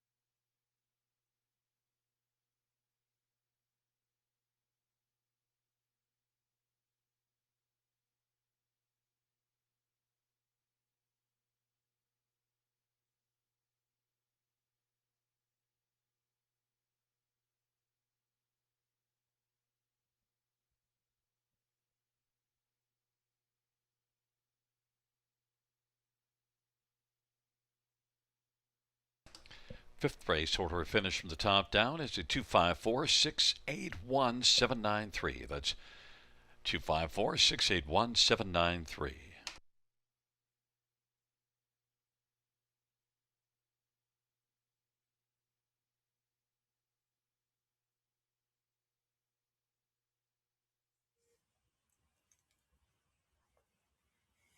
All right, folks, we just saw a very nice addition to the top class ranks here in Ontario. The New Zealander, Dalton Shard, comes in to win his career debut for owner-trainer Francis Guillemette. Jason Ryan, fine job circling the field with the New Zealander, Dalton Shard. We knew off the qualifier there was something special, and good to see him show up there tonight, winning in 153-1. So let's move into the back half of this Monday evening card. There are 11 races, but please note the late pick 5 will begin here in race number 6. The pick 5 covering races 6 through 10. There is a late pick 4 starting in race 7, covering races 7 through 10. And again, that non-jackpot high 5 finale, race number 11 tonight. So let's get to it. It's the late pick 5 starting here race 6 with a group of trotters. We like the 5, 6, and 7. Number 7, Ship Happened, getting some class relief here, and the Connections co-owner trainer Jim McKay opting for a Pelling pacifier for number 7, Ship Happened tonight. 5, 6, 7 for me. I'm going to stick to it. Over to race number 7. Staying on the trot, number 7, Royal Beluga. Outside chance for 8, Time Mal Riggs. I'm chasing after price players in leg 2 of this pick 5. We're going to go deepest of all in race number 8. Again, staying on the trot there with a 2, 5, 6, and 8. The return of Masterwork after taking some time away. He's head of post 2. Then Deborah's the 5. 6 is Southwind Encore. Outside to the 8, Raising Rusty. Ninth race on the night. The lone pacing event on this late pick 5 sequence. The one and only pacing event in race number 9 of this pick 5 sequence, using 2, Batter Up Hanover, and 3, Make Me an Offer. And on the end of it, we'll close it out with trotters. Victor Invictus on the rail, outside to the 8, and Zuri. I'm on the inside and outside rails in race number 10 with 1 and 8. I'm in to go for $19.20 on the 20 cent. This is a pick 5 ticket idea, and here we go with a ticket from Gary Guy, his late pick 5. Starting up here in race number 6. Looks like Gary's top selection here, number 5, Stonebridge Glee. Another one getting a bit of class relief. He'll also try the 7, Ship Happened. Top selection for Gary in the 7th race. Liking the chances for number 9, Nazy. There's a Team Cullen trotter in the 7th race. Top selection for Gary, it's Nazy. Also including 5, our Royal Port. 8th race, Gary's on the 2 and 6, Masterwork in his return race. It's his top selection. 9th race, his top play there is number 2, Batter Up Hanover. Choice for Jason Ryan in there. Gary also including the 3 and 9 as players in leg 4 of the pick 5, and then race number 10 on the end of it. Gary goes outside to Nothing But a Dreamer, Houston Sealster, and then Zuri. Gary's in to go for $14.40, so kind of opening up the wallet for this late pick 5. Connolly, Ecclestone, his best go on tonight's late pick 5. Again, the late pick 5 covering races 6 through 10. There is an 11th. The 11th race does not factor into the multi-leg wagers here on this Monday evening. Connolly in race 6 goes inside to the 1, 2, and 3 at Zigzag, a final text, and LMC, Mr. Squishy. Connolly electing to go 4 deep in race 7 with 2, 3, 5, and 6. Cuts it back to a pair of them in the 8th race. We're all liking the chances for number 2, Masterwork. Connolly also including number 5, Deborah. They're in race number 8. 9th race, again, the lone pacing event throughout this late pick 5 sequence.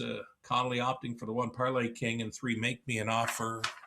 And to close it out, he'll try the 2, Global News, and 3, Explosion. 19.20 if you're playing along with Connolly. Ecclestone. A few minutes left to get your wagers in for this late pick 5 at the River. Gary Guy will have your post parade here shortly.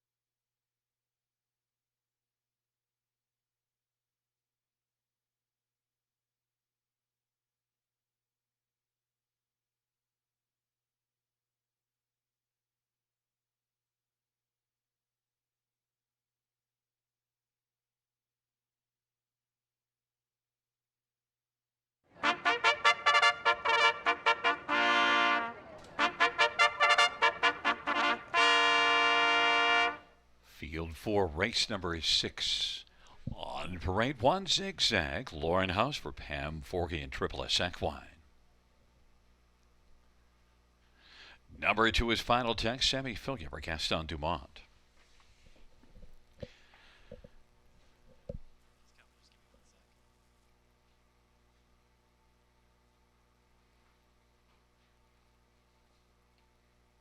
Number 3 is LMC Mr. Squishy Pat Houdon for Scott McLean.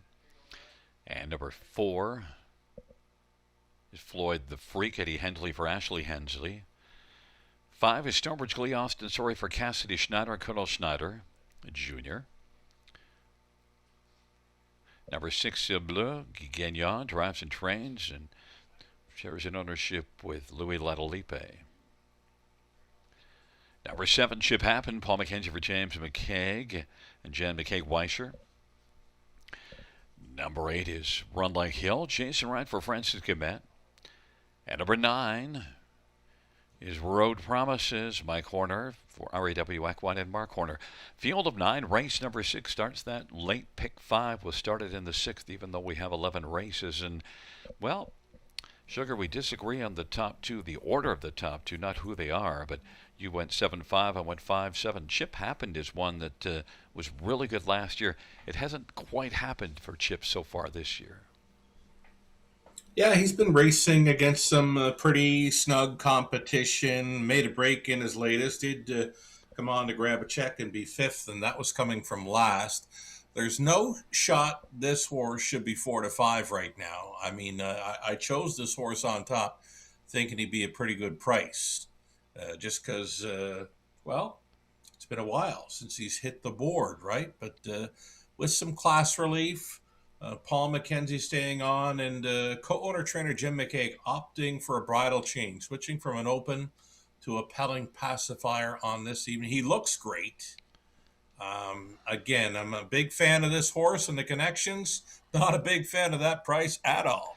Well, one of the other reasons you might have thought you'd get a price, 2 breaks in the last 4 starts, so also you kind of got to take a little bit of a leap on this one and look past those 2 breaks. So Chip Happened, 4-5. It's not happening for me. And, well, Stonebridge Glee, your second choice, my top one. You'd be more gleeful at 6-1. He's all right. Team Schneider sending this one out. Austin Sorey likely knows the horse well. Now, I can't be be for certain right now if he's ever driven the horse before. Winless through 17 in his 2026 season. But again, he appears to be finding a softer spot. Stonebridge Glee, we watched Lott's race at the River last season. I think Daryl Thiessen was on him for many of his starts in 2025. He's a closing type. There's not a whole lot of early gate speed to be looking for or be worried about. 5-1. Again, I don't know where the money's coming from here. I did not see Chip Happened and Stonebridge Glee being bet the way they are here. Just didn't see it coming. Certainly dropping substantially in class, though. You look at some of the ones that he's been facing in the past, this is a better spot. But he's 165-1 last time, Gary. Yeah, well, that's a long way down. But, just in against so much tougher. And people, there's this whole field, you have to kind of take some reaches in terms, because it's not like somebody's coming in here just beating it up, world beaters. So this is a bunch of trotters that are down in class a bit. Number 6, Seal Blue, is one that, raced fourth last time out at Flamborough, and that was a class that would be similar to this one. Yeah, I thought I was reaching with my top 3 selections in here, 7, 5, and 6. I thought they'd all be paying about the same, and I thought they'd all be around that 6 or 8-1. Now the 5 and 6 are holding that, but even money. Chip Happened, didn't see it coming, but the number 6, this one with 55 and change speed over Rito last season. Now, if he wants to put up a mile like that tonight, 55 can win this race, no doubt. 9-1 currently with Gagnon. The ones that have the best last race performance would be the 1 and the 3. You did zigzag down to the inside with the 1, zigzag from Sarnia last time out. Yeah, I could get behind the 1 here at 5-1, not so much the 3. But we've already seen Lauren House upset the apple cart this evening at 14-1 with that LD's Kimberly, I believe, in the 4th. But zigzag. Pam Forgy likes her trotters. Lauren House, good set of trotting hands. Likely a beware type in here. I threw the 3 LMC Mr. Squishy on the bottom of the ticket just because this one actually raced really well here last time out. That was in this class, led a long way, finished second. Only Global News, the favorite, got by. Yeah, kind of a never say die mile. I mean, they kept attacking, and he wouldn't give up. He wouldn't give in, and stayed on for a solid deuce. Pat Hudon, a fine job keeping this one alive in the latest. Yeah, didn't show any form before that last race and then stepped up with that last mile. So I just took a flyer that maybe that wasn't a one-off. And also, has gate speed, and we'll see. Sometimes if you can get left alone a little bit, was able to go a long way at 9-1 last time out. And LMC Mr. Squishy is 6-1 here. But Chip Happened is right now even money in the board. I'd imagine if you were playing this on the win side, you'd probably opt to Stonebridge Glee just because at least you're getting 6-1. Yeah, as mentioned, I'm a big fan of the horse and the connections. He was an award-winning horse in London at the Raceway. Chip Happened. Again, we love his chances here. We love the horse. Just cannot love that price. Maybe look for... Maybe go long shot shopping here. Yeah, I guess you'd say for you at 6-5, it's not happening. Nuh-uh. It's a field of 9 for race number 6, and they are into the backstretch. Gathering speed, approaching the start.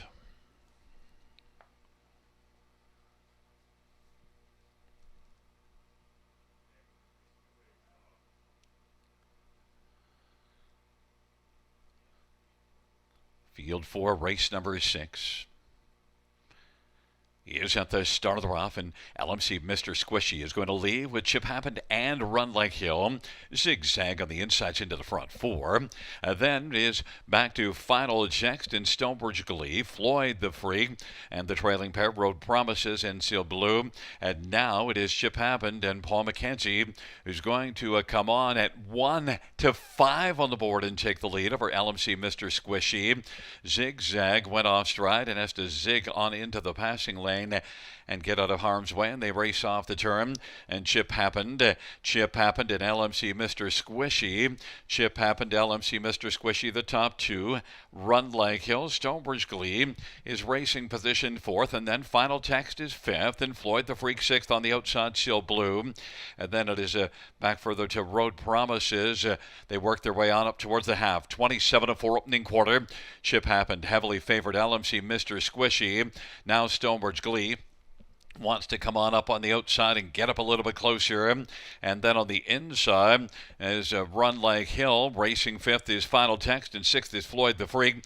Off of 57-2 halftime. Chip Happened is now happened out to a lead of about 4 or 5 over LMC Mr. Squishy. Stonebridge Glee is looking to take over second as they hustle by 3/4. Chip Happened by the 3/4 mile marker. Chip Happened 1:26.1. Chip Happened, Stonebridge Glee, LMC Mr. Squishy, and Run Like Hill, and Final Text, and then Floyd the Freak. And Chip Happened now is comfortably in front, leading by about 7 or 8 lengths over Stonebridge Glee. LMC Mr. Squishy, Run Like Hill. Down the stretch drive they come, and Chip Happened is going to just get away on the field and cruise at the finish. To finish as second will be Stonebridge Glee, and then third, it looks like Final Text over LMC Mr. Squishy, 1:56.4. Chip Happened said, forget about those brakes on the program. I got some different equipment, and I'm loving it. And, well, 7-time winner last year that was 0 for the win column this year, well, now has no more 0 there, has a win. Co-owner, trainer Jim McKay, very sharp horseman, does a fine job with the Roadsters, and has done a fine job with Chip Happened.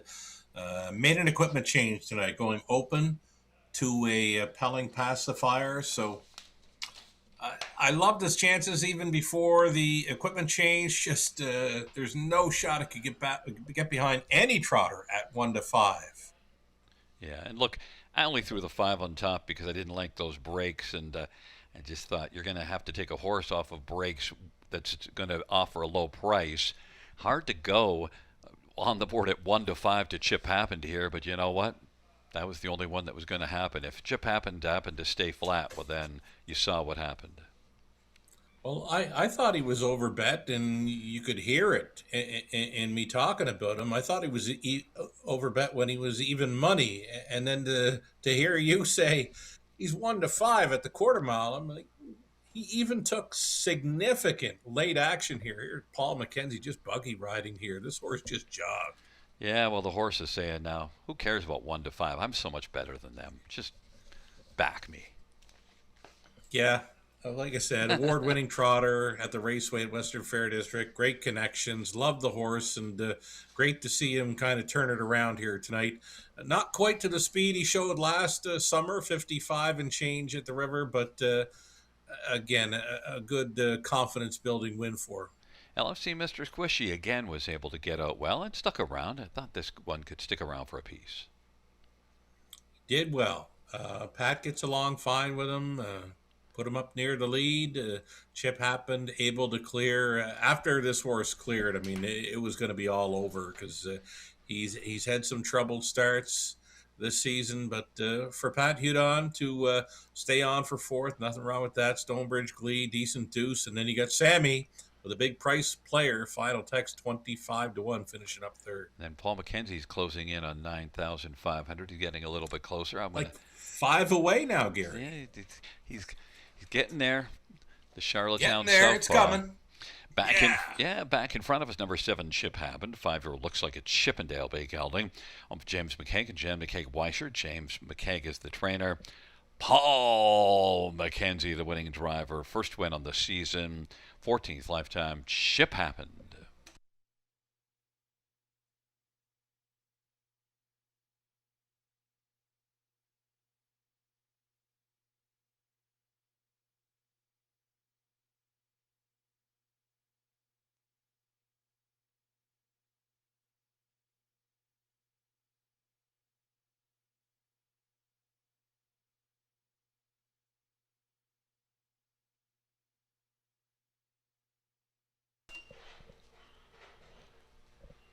Sixth race payout. 7 Chip Happen, 270, 240, and 210. 5 Stonebridge Glee, 630, 420. 2 Final Text, $5. $2 exactor, 14.30. Dollar Try, 50.10. Dollar Super, 100, 70.85. 20-cent Super, 34.17.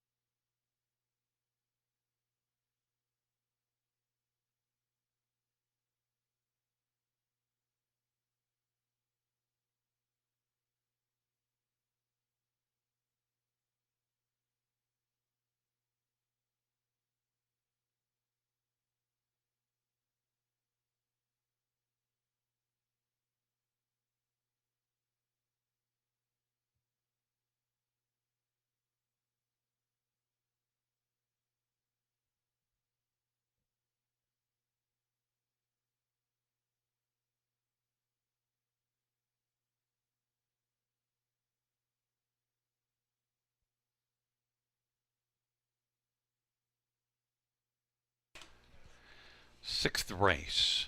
Order of finish from the top, 634 529 187. That's 634 529 187 on the bottom.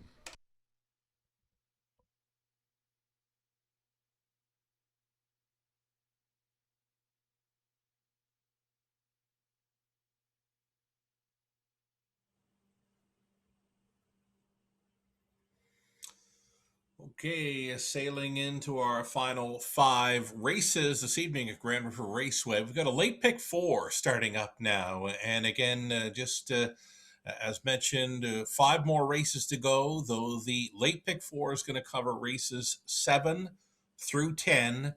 There is the non-jackpot high 5 finale featured in race number 11. The 11th race will not be part of these late multi-leg wagers at the river. So to start up the pick 4 play with these trotters, went price shopping for 7 Royal Beluga and 8 Time Mal Riggs. My top selection here being the 8-horse Time Mal Riggs for Etzel.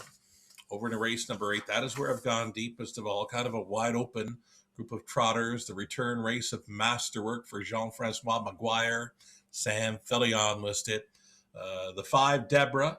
appears to be a player. Paul McKenzie on board. We'll also include the 6 Southwind Encore season debuter here for trainer Jody Cullen. Travis does the driving. And then also in race number 8, we'll look outside to Raising Rusty. Another one got a bit of, no, not quite some time off, showed brakes and went on the qualifying list. But the qualifier says he has rebounded now, a sharp winning qualifier, 54-4 over the big track at Woodbine Mohawk Park. 9th race, as mentioned, the lone pacing event on this late pick 4 sequence. 2 and 3, we're using Batter Up Hanover, the choice for driver Jason Ryan in there. Number 3, Make Me an Offer, who's been showing very sharp form, a winner of 3 from his last 4. 10th race, final leg of the pick 4 play. Inside to Victor Invictus, outside to Inzuri. 1 and 8 for me on the end of this pick 4 play. Indigo for just $6.40 on a 20-cent wager. Another pick 4 ticket idea for track announcer Gary Guy, his top selection. Race 7, it's the 9, Nazy. Also includes the 5, Shadrach Hanover. 8th race for Gary. He's on 2, Masterwork, as well as 6, Southwind Encore. And then 3 deep in the final 2 legs. The Pacers in the 9th. Gary's top pick in there. Batter Up Hanover, again, the choice for Jason Ryan. Gary also including 9, Snack Attack, and number 3, Make Me an Offer. And on the end of it for Gary, he goes outside to Nothing But a Dreamer, Houston Sealster, and Zuri. $7.20. One of the few times Gary will outprice me on a multi-leg wager here at Grand River Raceway. 3 minutes to go. One more ticket idea. This one for Conley Ecclestone. 4 deep. Deep as the ball for Conley in race 7, 2, 3, 5, and 6. Cuts it back to the 2 and 5. Race 8 being Masterwork and Deborah. 9th race for Connolly inside the Parlay King, also including the hot horse Make Me an Offer. And on the end for Connolly, he's on 2, Global News, and 3, Explosion. $6.40 if you're in to go with Connolly Ecclestone on the late pick 4 at Grand River Raceway. Good luck.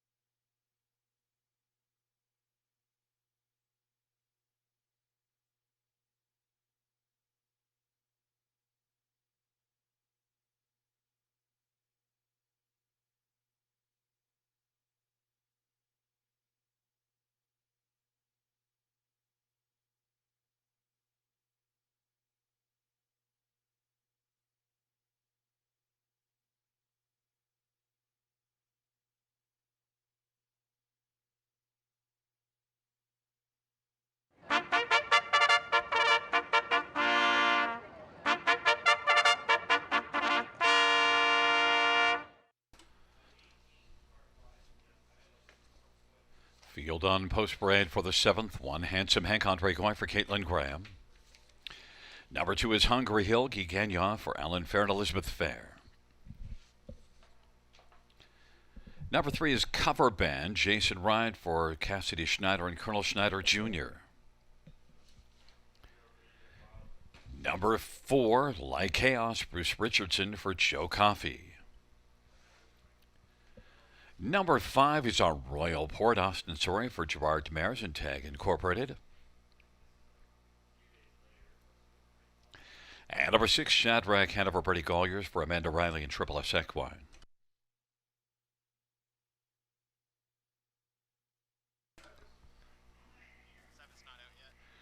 Seven's absent from the parade. 8 is Tamil Riggs. Mark Etzel drives and trains and owns.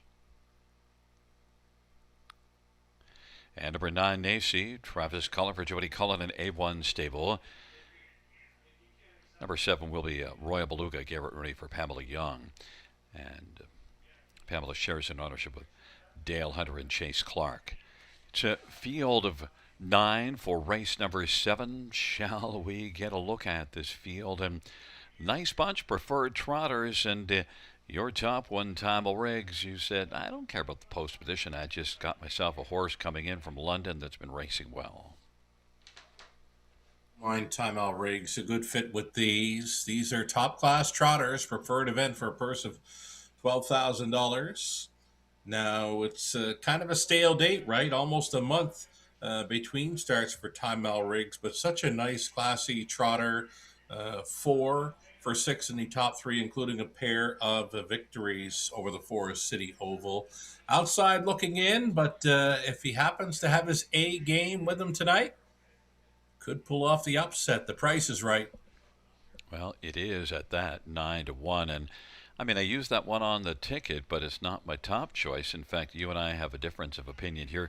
And then you went to 7, Royal Beluga and G Money, one that you also got to see racing at London over the month of May, and then had a try at Mohawk last time out.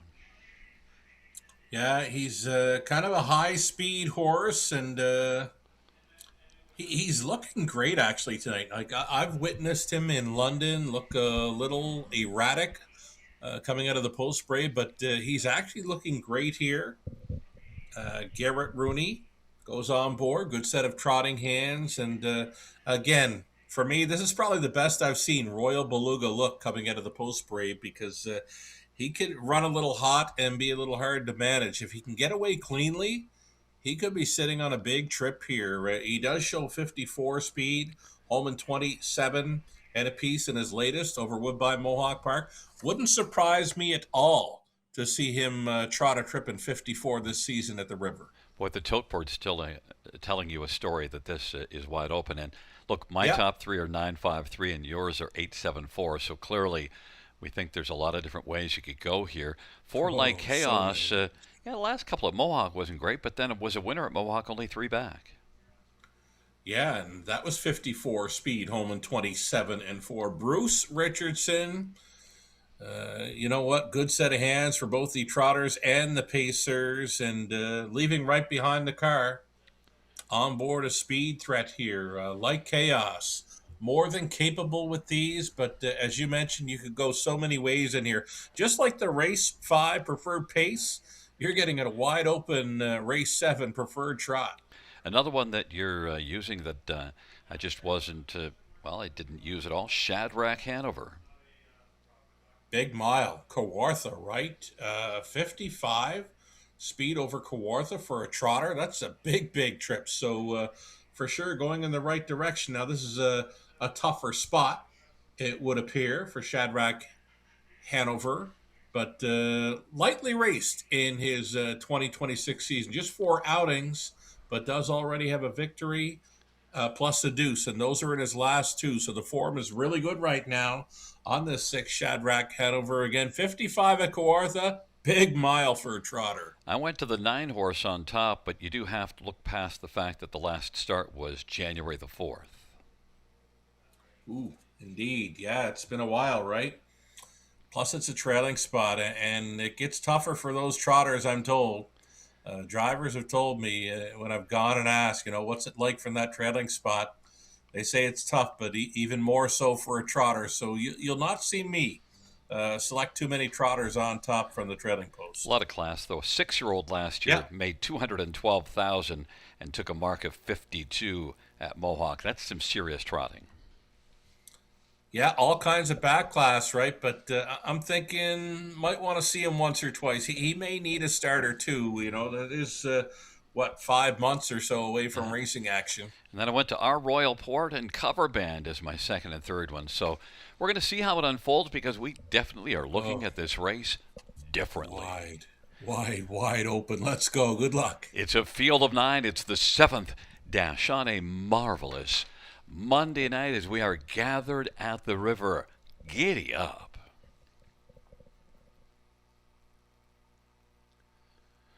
Field for the 7th race is at the start of the rough, and getting out quickest of all right now is our Royal Port. Ships out with Like Chaos, and on the outside Shadrach Hanover. Down to the inside is Handsome Hang. Off stride when Hungry Hill. Cover Band is currently humming along in 5th, and Hungry Hill went off stride and Nacy broke stride.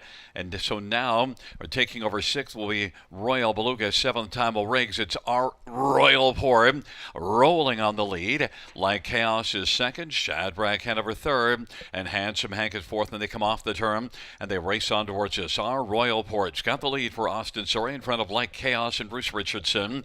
Then Shadrach Hanover, Brady Galliers is 3rd. Handsome Hank and Andre Goy is 4th. And there goes Cover Band now, starting to make some music on the outside. And then it is back to Royal Beluga and Tamil Riggs as they race their way on into the backstretch off a 27 and 2/4 halftime put up by our Royal Port at 5-1, 56 and 3 halftime.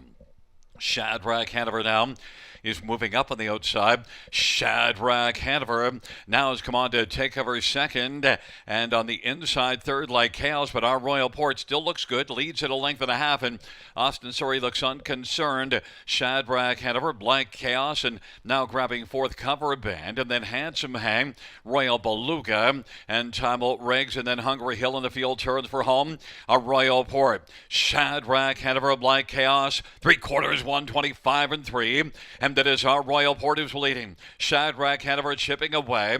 Like Chaos and now bursting onto the scene. Royal Beluga with a whale of an effort, and then Cover Band in on the inside. Handsome Hang.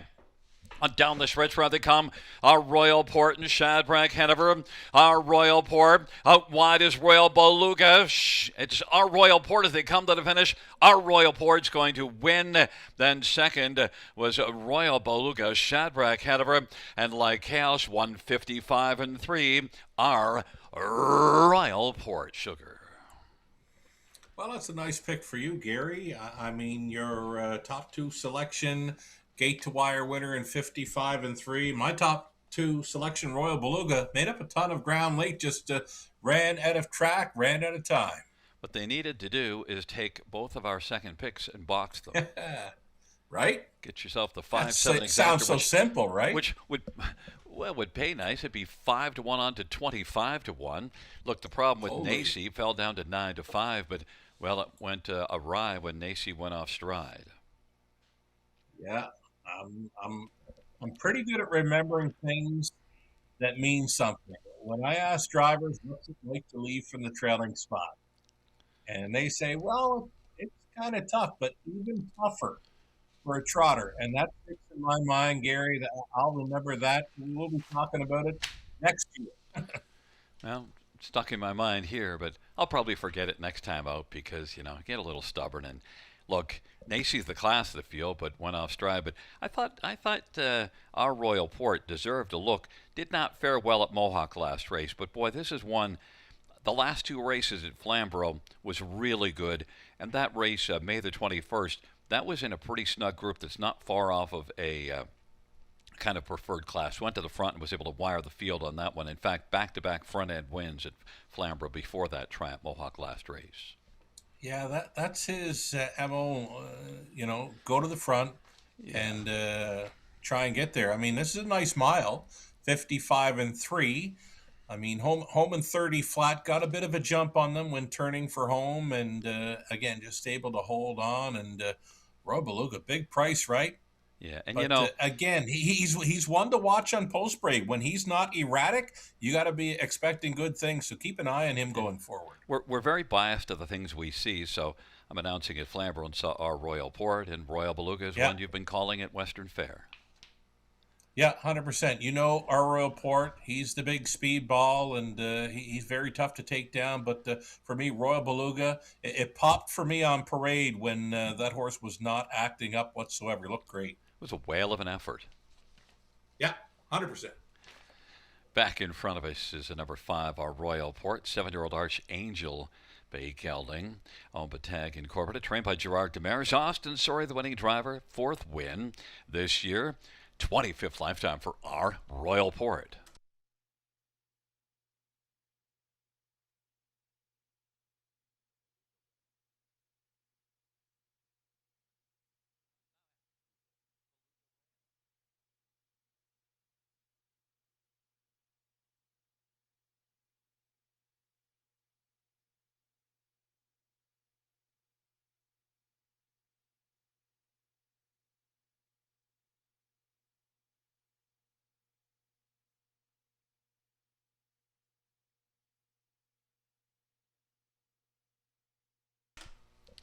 The 7th race, number 5, our Royal Port, 1280, 690, 480.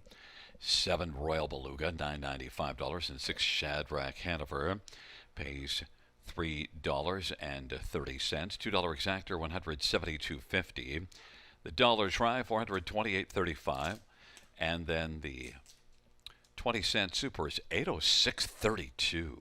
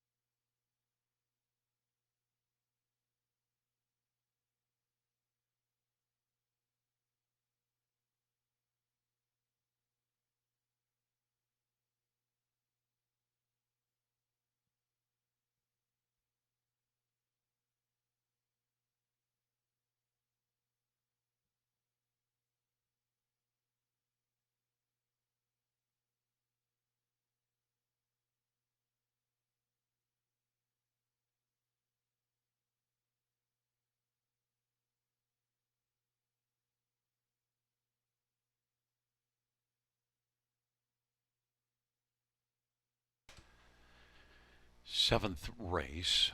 Order of finish from the top, 875-413-269. That's 875-413-269 on the bottom.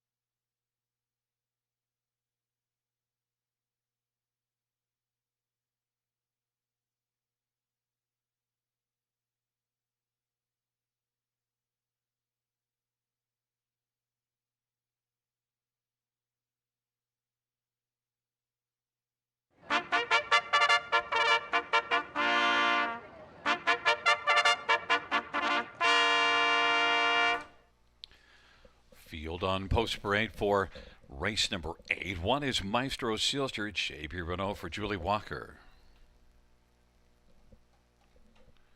Number 2 is Masterwork, Sammy Filia for J.F. McGuire and Jean Allaire.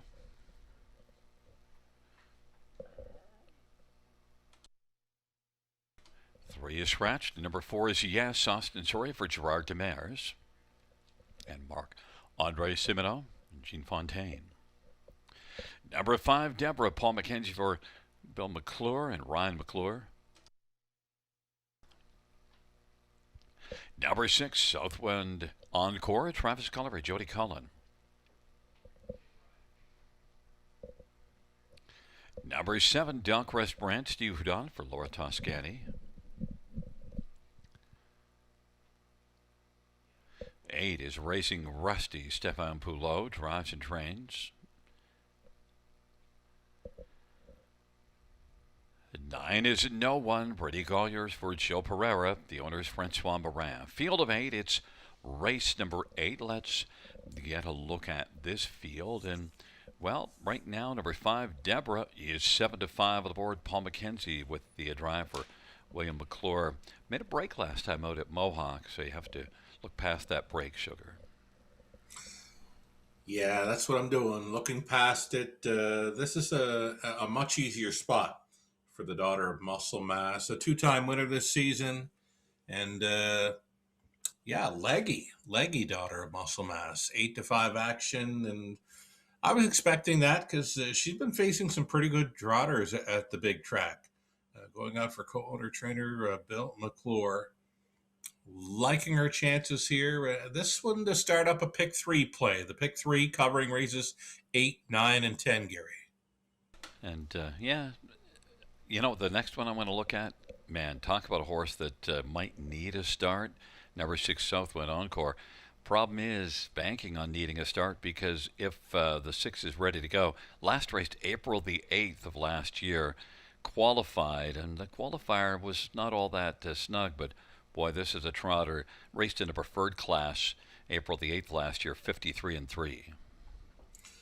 Yeah, it looks great, but it's the 14 months between starts. I mean, I've got him pegged as a top 2 player, and so do you, just on the back class alone. But it's tough for any horse to come into Grand River Raceway off a layoff, an extended layoff. Nonetheless, again, we're talking 14 months. They go so fast at the river. For me, Grand River Raceway is one of the fastest 5/8 track in all of North America.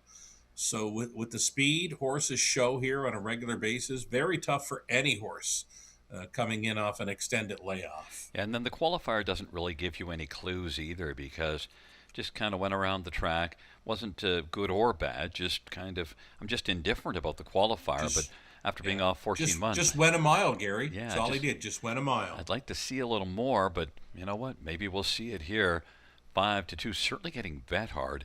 Number 8, Racing Rusty. If you want a bit of a price, you get 11-1. Problem is this one. I said you got to look past the break on Deborah. Well, you got to look past a bunch of breaks on number 8, Racing Rusty. Yeah, those X's, there's not a whole lot to like about them, but if he can remain flat throughout this mile, he'll get a big shot with them. I mean, the horse players are not too scared of him. 11-1 from the outside gate. The Racing Rusty got over Rito last season, 54-3. It's the early portion of the race. I've watched him a bit at Rito over the years, and it's just to get him away cleanly. And if he gets away cleanly, maybe he's the beware horse. You know, I'm talking about horses that have been off a while, but yet, you know what? I was willing to go to 2, Masterwork on top. Raced last April 17th, and then, a couple of qualifiers. So we'll see what Masterwork has in line, but has 4 wins on the year, 8-time winner last year. Yeah, I got him pegged as a top 4 player. He's a co-favorite right now with the 5, Deborah. Didn't see that coming. Now he wants to take even money. Now he wants to take the late action, right? Well, and look, Filion and McGuire, strong combination. Was racing really, really well in April, too. A couple of wins at Mohawk, and then moved up and faced tougher. The likes of Goober Smack, and was second beaten a length and a half. Goober Smack's a really nice one. very possible McGuire just said, you know what, we had lots of luck, lots of success with this trotter last summer at Grand River Raceway. Let's freshen him up for a couple of months and get him ready for the river. Maybe that's what it's all about. One thing, Jean-Francois McGuire, he doesn't send out very many horses that just need a start because he's got that 420 training average, so they're mostly all go, go, go. Yeah, it's sort of like the Cullen barn, right? Very similar. They put their horses in the right spots, and they always come to play. Yeah, they're not coming out to take a tour around the track. If they need some touring, well, they'll train them down some more. But I expect a big effort from Masterwork. The fans do. 8-5 on the board, but your 5 Deborah is 9-5 is also getting a fair amount of action. Yeah, I'm going to stick with the mare, Deborah. Again, she just needs to get away clean. There's a few in here that want to stay trotting. A tricky trot coming up with Gary Guy. Field of 8 for race number 8, and they are into the backstretch, gathering speed.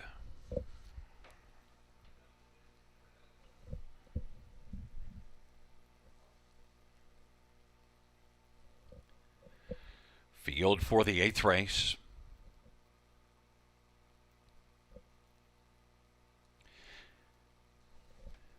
Is at the start of the rough, and Deborah will get out alertly with Yes. Yes has got the lead, and Deborah is racing second. Maestro seals her. Masterwork is in the front 4. Then filling the pocket on the inside, No One, or rather filling the spot on the inside 5th, and then Delcrest Brent, and then it is Southwood Encore and Raising Rusty, and Deborah broke stride. Yes has got the lead. Masterwork is still working on the outside. Maestro seals her. Off the turn they come, and the even money Deborah broke stride, so now Masterwork is going to come on up, and Masterwork wants to work on the lead. It is Masterwork and Sammy Filia. Yes is second. Maestro seals her third. No One's racing fourth, and then Delcrest Brent, Southwind Encore, and Raising Rusty, and they work their way up towards the half up at 28 and 2 opening quarter, and it is Masterwork who's working on a lead of a length and a half, and is 3-1 on the board. Yes and Austin Sorry, biding time of the pocket. Maestro seals her. JB Renault is third. No One is on the inside fourth, and then Delcrest Brent, Southwind Encore, and Raising Rusty. 57-3 halftime, and Masterwork is looking good right now, moving smoothly on towards 3/4 with a lead of a length and 3/4 over Yes, and Maestro Sealster is trying to orchestrate a late rally, and then it is No One, then back to Southwind Encore, Delcrest Brent, and Raising Rusty. It is Masterwork at 3-1, and leading by a length and 3/4 still. Yes is trying to get a little bit closer at the field turns for home. Down the stretch now they come. Masterwork and Yes. Southwind Encore with a late push, and Maestro Sealster on the inside. On down the lane, Masterwork and Yes is racing second, and charging late Southwind Encore. Masterwork cruising at the finish to win it by a couple. Southwind Encore was able to pick up second. Then it was Yes, and Raising Rusty 156 and 2. Masterwork, the even numbers get all of the top 4 spots. Isn't that odd? See what you did there. So I always say sometimes it's just a numbers game, right? Box up the evens or box up the odds, and chances are you're going to come out on top at some point. Jean-Francois McGuire, we mentioned, always has them ready and always puts them in a great spot to win. And Masterwork, what a wonderful victory in his return race. Yeah, and he looked really well with it himself. Just look, he's a nice trotter. We've seen this one in the past race really well here, and he was fully up to it. Once he made the lead, I think it was kind of over.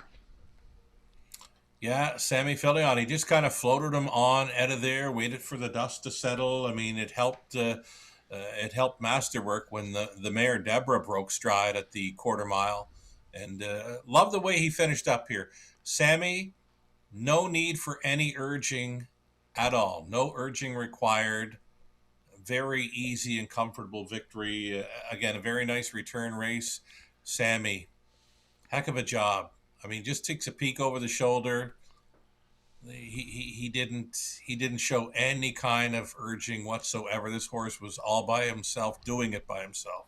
Yeah, and just I'm surprised that 3-1, but your 5 Deborah took the money, even money, and then, of course, I said you Mm-hmm. had to overlook a break. Well, if you're going to back this one next time, you have to overlook 2 breaks. Yeah, pretty much right. There was the X factor for many of them in there, but you saw a couple of horses coming in off the layoffs. Masterwork off a couple of months. Southwind Encore off 14 months. Finishes a third in there. 2, 4, 6, 8. Who do we appreciate? Yeah, and we The certainly. Wolf. Yeah, well, I appreciate Masterwork at 3-1, and I Yeah. appreciate the Wolf, Sammy Fillion with a driving double. Back in front of us, Masterwork, 5-year-old muscle mass bay gelding, owned by Jean Allaire and Gino Bilodeau and Anne-Marie Demers. Jeff McGuire's the trainer. Sammy Fillion the winning drive. It's the 5th win this year, 17th lifetime for Masterwork, 156-2.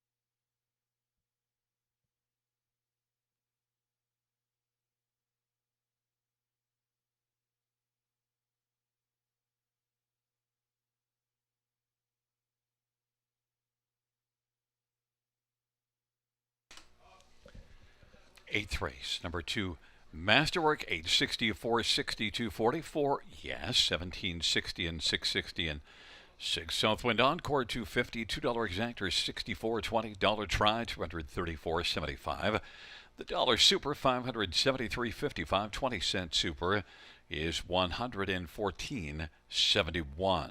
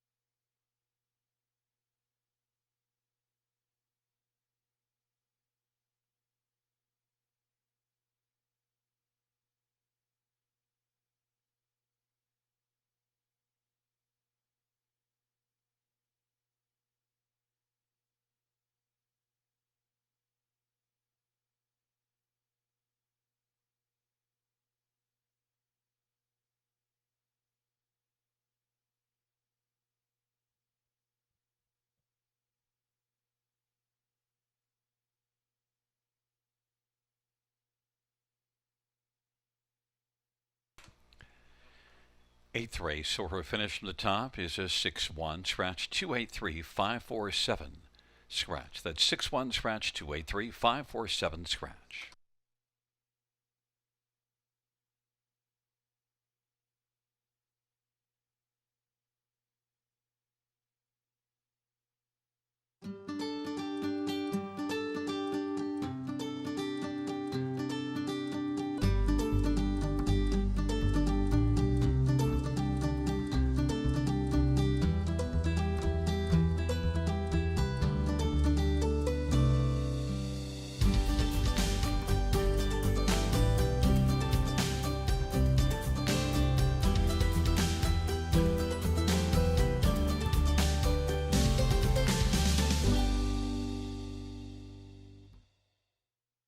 Submissions are now open for the 2026 Youth Contest presented by the Bill Galvin Racing Alliance. Kids can win cash prizes and a VIP night at the horse races. To enter the Youth Literary Derby, write a story or poem about anything related to standardbred horses. The Youth Literary Derby is open to students in grades 3 to 8 as of June 1st. To enter the Youth Art Derby, draw or sketch anything related to standardbred horses. The Youth Literary Derby is open to students in grades 3 to 12 as of June 1st. The deadline to enter both contests is August 31st. Visit our website for more information and inspiration.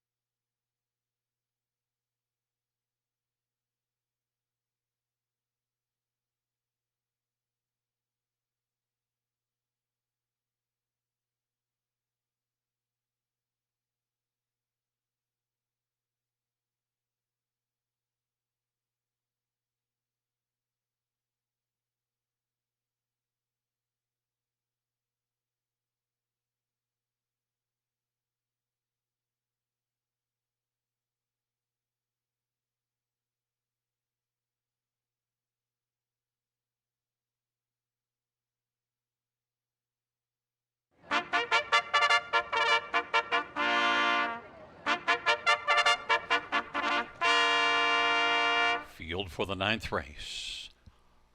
On post parade 1, Parlay King, Paul McKenzie for Bill Budd.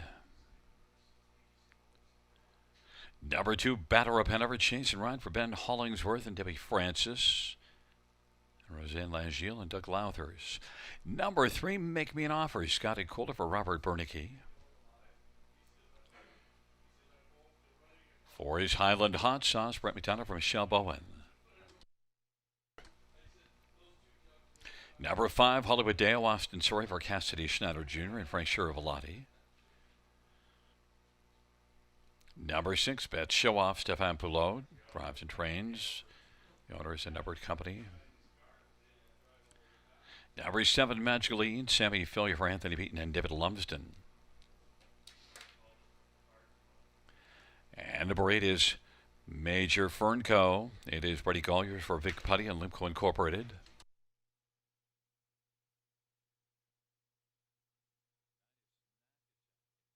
Nine is Snack Attack, Eddie Hensley for Ashley Hensley. Field of 9 for race number 9. Let's get a look at this field. And, well, number 3, Make Me an Offer. It's not a great offer. It's a 9-5 is the offer right now. Yeah, but he is the hot horse, Gary, with 3 victories in his last 4 outings and remains at pretty much the same level. He looks fantastic again. Scott Coulter staying on board for owner-trainer Robert Bernicki out of Quebec. Make Me an Offer, hard to go against. Well, I went against him because I went to the 5-1 Batter Up Hanover, your second choice. And Batter Up Hanover is one with some pretty substantial numbers last year. 28 starts, $75,000 earned. In fact, has made almost $2,000 a start this year. I just think Batter Up Hanover overall is the better horse than Make Me an Offer. Yeah, Batter Up Hanover, he's got all kinds of backlash now. I remember him in his younger years around Churro Raceway, getting his early lessons there. And he showed up Old Home Week in Charlottetown, went a few big trips there before coming up to Ontario, where he's been a very nice fit for Ben Hollingsworth. Tell you what, there's some gentlemen from the Maritimes on track there. Many Maritimers, I mentioned Gary, on the weekend, they came up for the NA Cup. Well, a few have stuck around to catch Grand River Raceway. So Troy and Zachary from around Churro Raceway, they're up visiting tonight.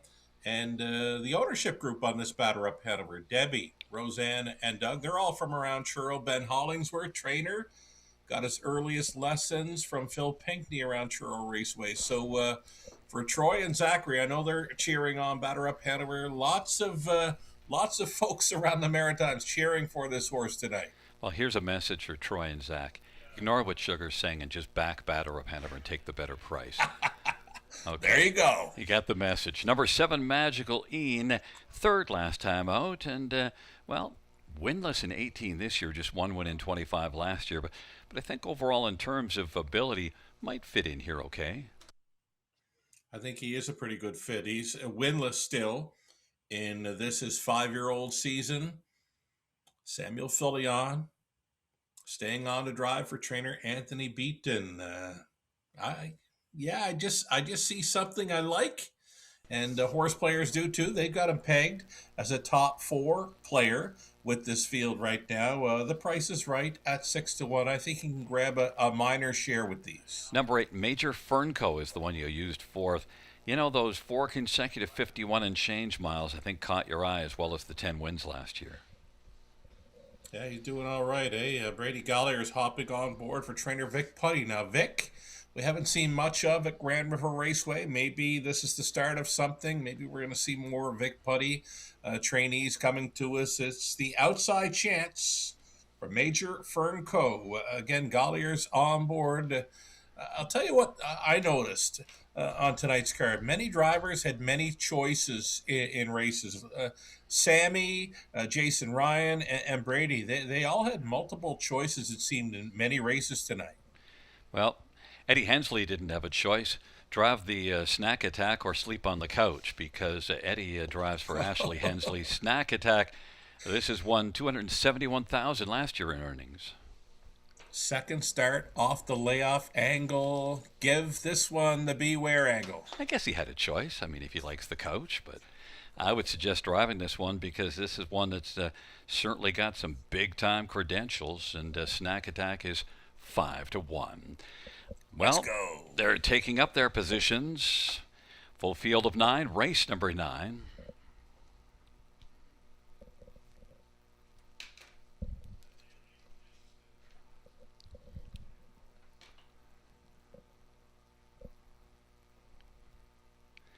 Field 4, race number 9. Has reached the start of the rough, and Major Fernco, Make Me an Offer, is getting out alertly as well. And then Batter Up Hanover, Parlay King. And then Hollywood Dale and Magical Ian. They hustle on around the turn. And right now, Major Fernco's got the lead at 10-1. Make Me an Offer is racing position second. Batter Up Hanover third. Then Parlay King. Snack Attack got away in mid-pack racing position 5 in front of Hollywood Dale. Then Magical Ian and Highland Hot Sauce, and Bet Show Off is trailing the field. And now Make Me an Offer, and Scotty Coulter has got the lead over Major Fernco, who is 10-1, and racing for Brady Colliers. Then a gap of about 5 lengths. Batter Up Hanover, Parlay King. Snack Attack is racing fifth, and then Hollywood Dale, Magical Ian, and Highland Hot Sauce as the field works their way into the backstretch off at 27-quarter. Halftime put up by Make Me an Offer, 55-2. Make Me an Offer. Major Fernco, Batter Up Hanover, is getting up a little bit closer and getting a little steppy. Major Fernco, and now Batter Up Hanover takes over second, and Major Fernco is going to drop out of it. But right now, Make Me an Offer is sharp as they race on to 3/4 off that 55-2 halftime. Batter Up Hanover, as the field circles third base. Batter Up Hanover is trying to close some ground, and now Snack Attack is gobbling up some ground, and then Parlay King, 3/4, 124-1. Make Me an Offer, Batter Up Hanover, Snack Attack, and Parlay King and Hollywood Dale. Then Highland Hot Sauce and Bet Show Off on down the stretch where they come. Make Me an Offer, Batter Up Hanover is getting a little bit closer. Make Me an Offer, and up the inside is Parlay King as 3 across the track, and Parlay King up the inside. Paul McKenzie loves himself some passing lane. Make Me an Offer, Batter Up Hanover, and Snack Attack, a mile of 153 flat. Parlay King, 40-1. Paul McKenzie never saw a passing lane that he didn't love. Have you named that passing lane at Grand River Raceway yet, Gary?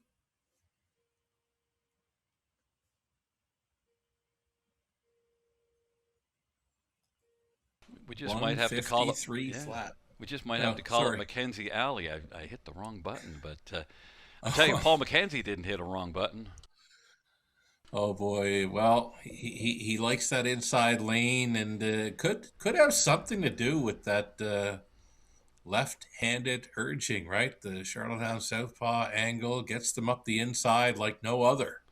Well, he told me part of the key is to not jerk over to the left, but let the horse in front of you have a little gap, and then just angle over gently. Don't be yanking them to the left, because then they stall out a bit. Okay, well, he would know because, like you said, he's got many victories up the passing lane at both Flamborough, and now it's happening lots at Grand River Raceway. Puts him 4 away from 9,500 career driving victories. Make Me an Offer certainly raced well, and Batter Up Hanover was coming, but Parlay King, and look, raced May the 31st at Flamborough, was well off form before that last race, and then that last race battled first up, and it was a much better outing. So was able to come right off of that one and race really well. Only one win on the year before tonight, but now doubles it up, 40-1. Yeah, I guess we'll call that a 40-1 shocker because I could not have found that horse in there with that field. That was a pretty snug group of horses he just beat. Yeah, I mean, you could find it, but just not against that group, and that's why you're looking at 40-1. Right. But if you did find it, you're cashing, and you're loving Paul McKenzie up the passing lane. A 4-year-old Better's Delight Brown Gelding, owned by C.E. Lawrence and G.A. Lawrence and James Batter and Greg McNair. Bill Budd's the trainer. Who's the best? Billy Budd. Paul McKenzie, 4 away from 9,500, driving double on the evening. Second win this year in 5th lifetime for Parlay King at 40 to 1. Ka-ching.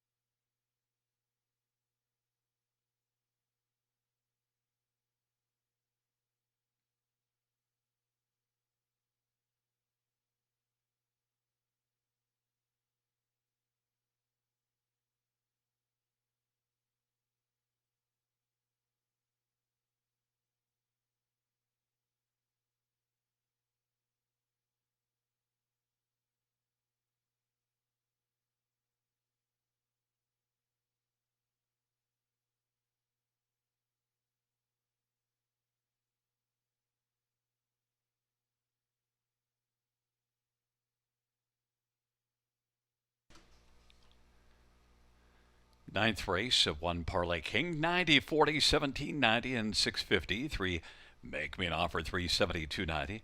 2 Batter Up Hanover, 360. $2 Exactor, 315.70. Dollar Try, 235.20. Dollar Super, 2061.70. 20-cent Super, 412.34.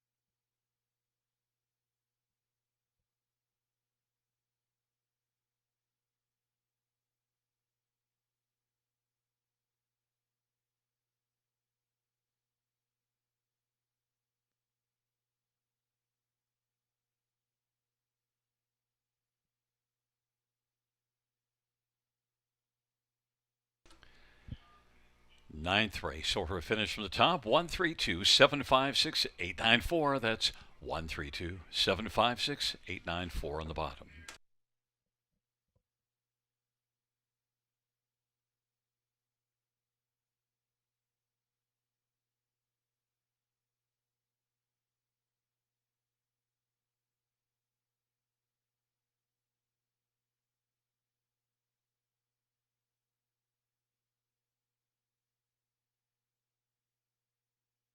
Winbag Farm of Delaware offers several outstanding stallions, including EL Platinum, full brother to multiple stakes winners EL Ideal and EL Titan.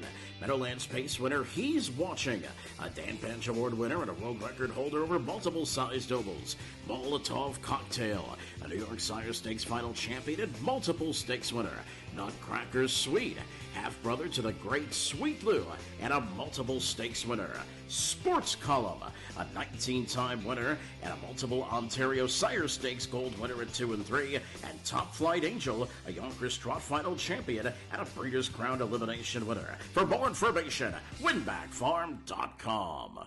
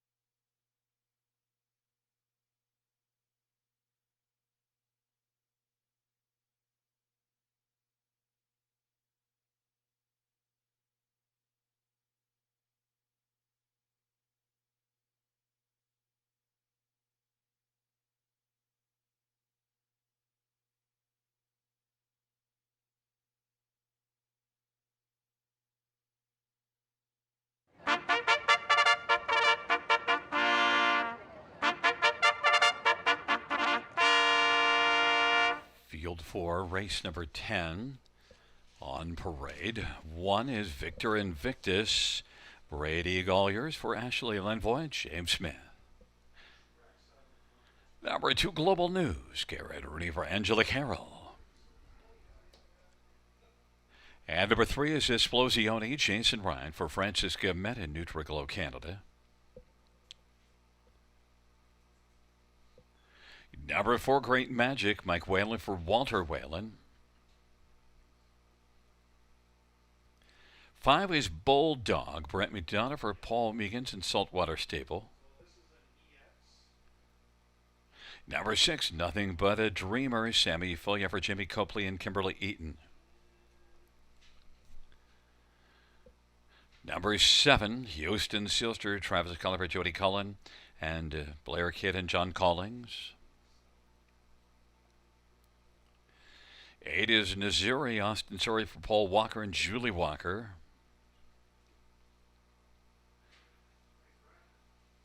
And number 9 is My Way. Pat Hudon drives trains for Sean Garvey. Field of 9, race number 10. Well, Sugar, another race where we have a difference of opinion. Your top 2 are the 1 and 8. Mine are 6 and 7. Let's get to Victor Invictus on the inside.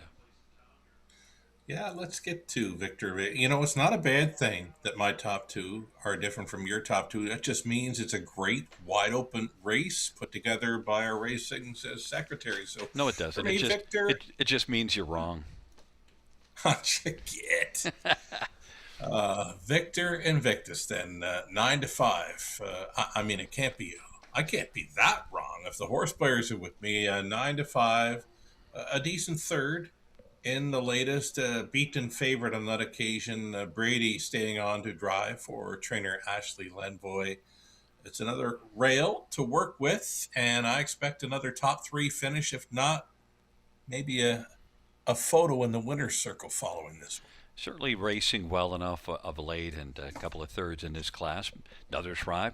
And no stranger to the inside post position. Boy, this is a horse that knows how to draw to the inside. Brady Golliers, 2 to 1. Number 8, Missouri. This is my third choice in here. Look, one that's been racing in the preferred class both here and at London, so drops a level. And drops a level off a decent third last time out against Tougher. Third at 90 to 1, nonetheless. You're not going to get those kind of odds in here. Austin Sorry, I don't mind seeing Austin hopping up on a trotter that he hasn't driven before or hasn't driven in a while. That looks like it's the case with this, the 8-horse. Co-owned, trained by Paul Walker, on the outside looking in, but there's lots of speed to work with here. I see Austin sending him. Well, how about Global News? This is one that you also used on the ticket that I didn't use. Now, winner last time out. We both were on Global News last time out, but much tougher now. The key to this mare, we're going to want to see her. Because we mentioned last time out how great she looked. When I've seen her in London, she runs a little hot before a race, pulls pretty good on Garrett Rooney. So we're looking for the 2. Global News, and there she is. And look how relaxed she is. She's falling in love with the river. Because I can't remember her seeing her like this in London. She is so relaxed, and I think that was key to her victory last time out. She won that quite easily. There was not much for urging on the end of Garrett Rooney. I love her look again, and I'm going to make her a top 3 player right now. Yeah, that's not exactly a horse that's running hot. Just kind of very calm. Not at all. Laid back. Oh, Number so 3, Esplosione, is one that laid back the field last time out. Won by almost 13 lengths. Yeah, did it quite easy, right? And we've already seen Francis and Jason combine with the newest addition to the top class ranks here in Ontario, Dalton Shard. A fresh New Zealander was popping tonight for Guillemette. Jason Ryan circled the field in the preferred, and Guillemette and Ryan are going to team up here again. And yeah, I've got all kinds of time for this combination with this 3 Explosion. Moves well up in class, but actually that trot mile of 56 at Flamborough last race was a very legitimate mile. So maybe he just explodes again and gets off the wings because he just blasted and then kept going. But one horse I think we got to at least pay some attention to, because both Ken Middleton and I are on Nothing But a Dreamer. Semi-fill for Jamie Copley. Made a break last time and pulled up and didn't finish. But this is one that's been competitive against tougher, if you look down the page, and was a big earner last year. Yeah, we're going to have to see what's going on here. Austin was doing a little something with the 6 there, maybe just a small adjustment, but it appears to be good to go right now. It's that Copley and Filion factor, right? I'm liking that combination, but I couldn't find this horse. You did, and now the betting public is turned on to this angle right now to the tune of 5-2. But again, another wide open field of 9 on tonight's card. Yeah, and I used Travis Cullen, Jody Cullen, Houston Sealster for second. I know that fell off 2 starts ago, but still overall, when you look at the season, and look, I just don't leave Jody Cullen off the ticket very often because that's usually a mistake. And there's some big speed, right? Blast off. Yeah, it's a field of 9, race number 10. They're on into the backstretch. Gathering speed approaching the start. Giddy up. And the field for race number 10. All with their positions. And the rough Houston Sealster is off the launch pad and driving, and then also getting out his Bulldog, barking early on the inside. Victor Invictus and Nothing But a Dreamers into the front 4. Then Global News and back to Esplosione, My Way. Then Great Magic in Missouri is back trailing field. Bulldog at 50-1 had the lead, but now Houston Sealster and Jody Cullen is going to launch right up and take the lead. Victor Invictus is up and challenging. It's Houston Sealster. Victor Invictus at 2-1 is challenging the 6-1 Houston Sealster. On the inside, Bulldogs racing third as Victor Invictus clears to the front. Nothing But a Dreamer is racing position 4th. Then Global News, and now Esplosione to the outside. Then it is back to My Way and Great Magic, and trailing the field is Missouri. Up at 27-4 opening quarter, the field heads their way on towards the half, and on top right now, Victor Invictus leads it by about a length and a half with Houston Sealster. There goes Nothing But a Dreamer on the outside now. Half of 57-3, a 29-4 second panel. Nothing But a Dreamer is working up a little bit closer. Victor Invictus still leads at a length and 3/4 over Houston Sealster and Nothing But a Dreamer. Bulldog is 4th, and then Esplosione, and back to Global News, and then it is Missouri, My Way, and Great Magic. Victor Invictus still sharp. 3/4 for Victor Invictus, 127, and still Victor Invictus. Brady Collier's Houston Sealster, Nothing But a Dreamer. Esplosione and Global News as the field turns for home. Victor Invictus on down the stretch drive they come. Victor Invictus and Brady Colliers as they come on towards the finish. Victor Invictus is cruising. Victor Invictus has got this one sewn up. Then Nothing But a Dreamer is going to finish second. Houston Sealster, well, actually, it looked like My Way might have nipped Houston Sealster for third. 156-1. Victor Invictus, and I had the gall to not take Victor Invictus, and Brady Collier said, "You're wrong." Winning move came at the quarter mile. When you put a veteran trotter like Victor Invictus on the front, it's going to be very tough to track him down, especially after he gets a middle half of 59-1. I mean, this victory is going to shove him well up and above $350,000 career earnings. Seasonal best mark, 156-1. Looks very sharp. Finishing up his mile, too. A real nice heart-building win for the veteran trotter. 2-1 on the board, and certainly was coming in off of good form last time out, good back half last time out, kept on rolling, finished up with a 28-4, but really super sharp. I mean, I liked Houston Sealter. I liked the 7 and 6 were my top 2, the 6 and 7 in that order. But it looked like My Way came up and might have been able to get into the third spot. If not, at least My Way is at a price of 45-1. It's going to be on the super somewhere. Well, he's going to sweeten up those exotic pays.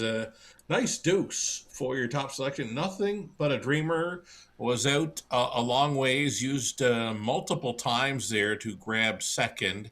Might have been the 7 holding third, but the 9, My Way and Hudon, going to sweeten up that superfecta.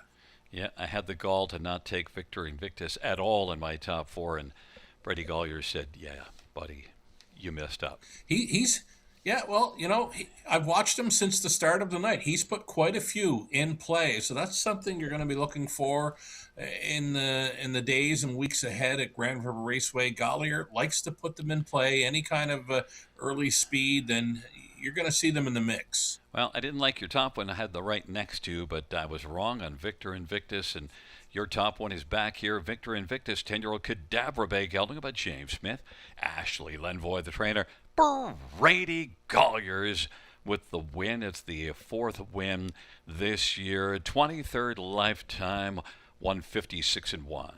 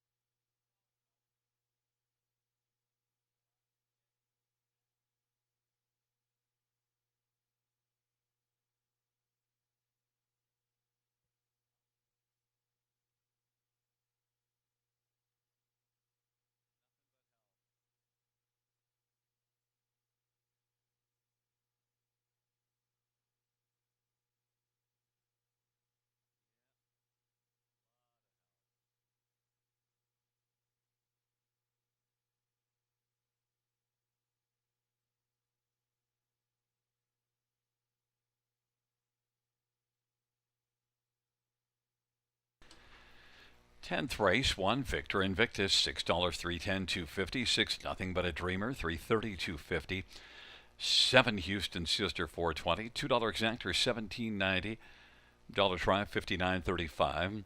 The dollar super is 1132.75. That 20-cent super is 226.55. 20-cent pick 3 pays 97.43. 20-cent pick 4, $3,629. A pick 5 carryover, 3,015.72 into the pick 5. First race on Wednesday evening.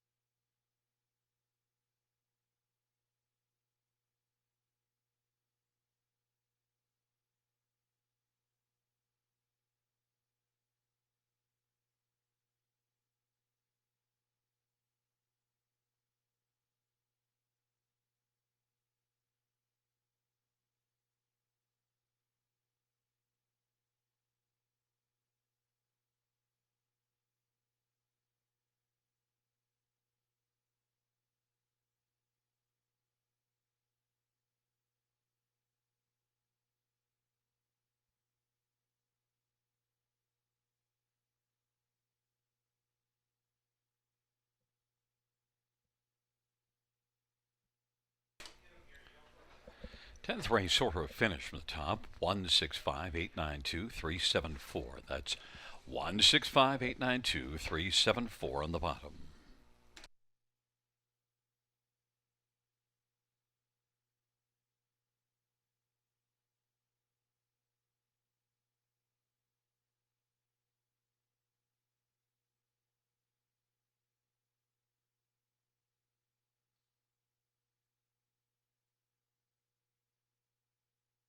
Winbag Farm of Delaware offers several outstanding stallions, including EL Platinum, full brother to multiple stakes winners EL Ideal and EL Titan, Meadowlands Pace winner He's Watching, a Dan Panch Award winner and a world record holder over multiple sized ovals, Molotov Cocktail, a New York Sire Stakes final champion and multiple stakes winner, Nutcracker Sweet, half brother to the great Sweet Lou, and a multiple stakes winner.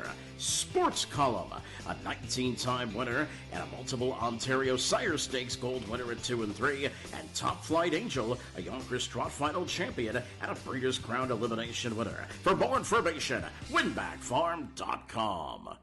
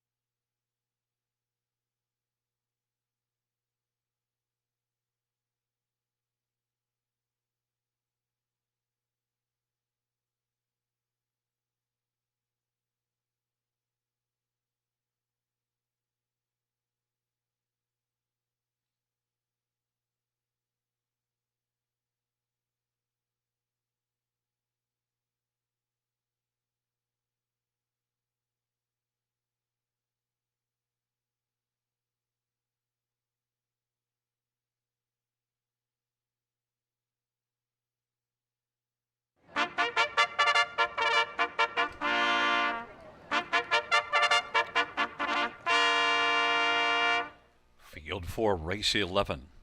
On parade 1, Hazy Coast. It's Mike Horner driving and training for Doug Wilson and Mark Horner. Number 2 is Nighttime Dancer, Brady Gollier for Rod Boyd and a numbered company from Ottawa. Number 3 is Sure Thing Captain, Brett McDonald for Ron McDonald and David and John Sweet.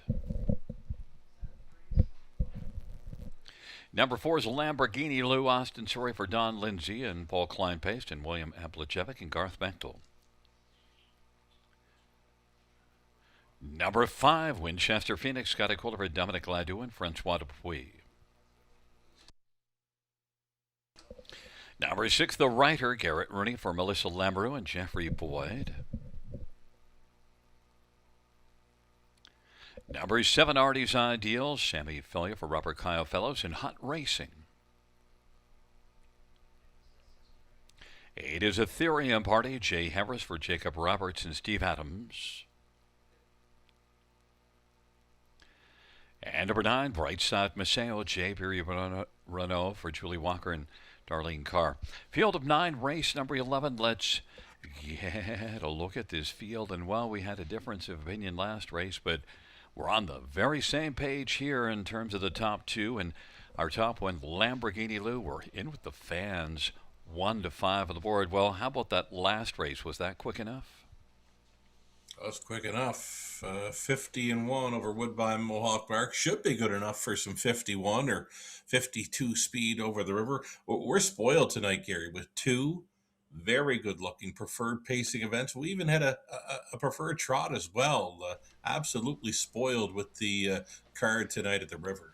It's been a pretty strong card, and certainly Lamborghini Lou is taking a lot of action, but this is a nice enough field, and Lou will have to figure it all out. Austin Surrey driving, but Lamborghini Lou is certainly one that was a big earner last year, earned $2,000 a start, and is a 5-year-old that's already at 225,000 life. So some big time positives. Go ahead.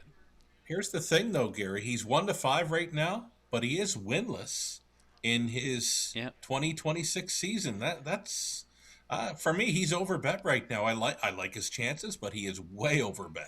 April 17th, preferred at Western Fair, beat by Ideal Perception, second beaten half a length. So still to taste the win on the season. Is winless in 8. Could end here. 3, Sure Thing Captain is one that, 15 wins last year. Only 2 so far in 11 starts. And last race wasn't great, but now should find this a much better spot. Yeah, driver Brett McDonald sharing ownership with a couple of gentlemen from Prince Edward Island. Brett's dad Ron does the conditioning here. They picked this horse up out of Northfield Park by the looks of things, and maybe have some high hopes for him.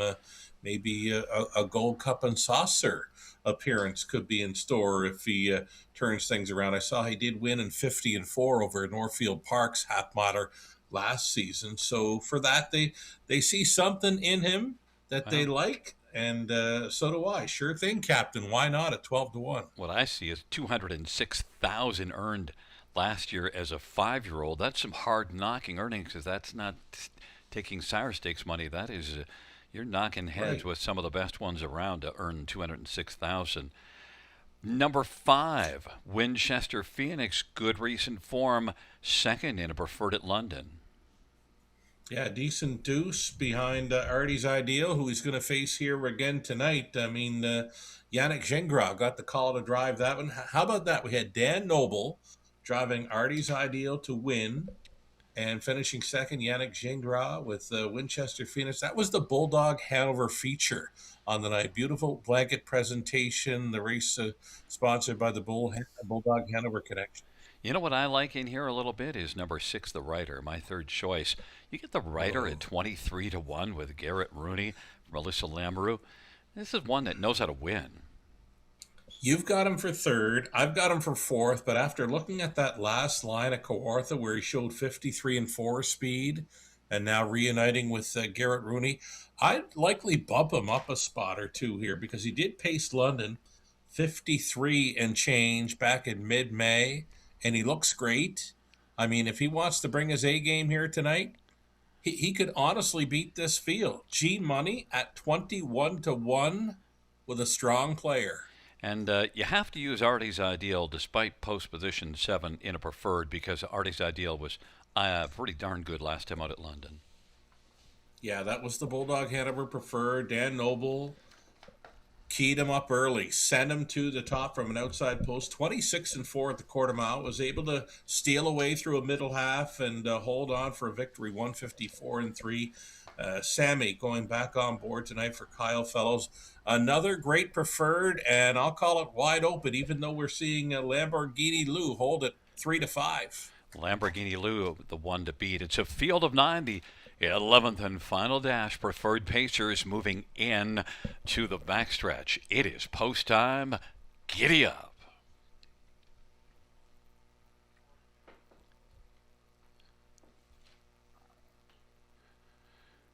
Field 4, race number 11.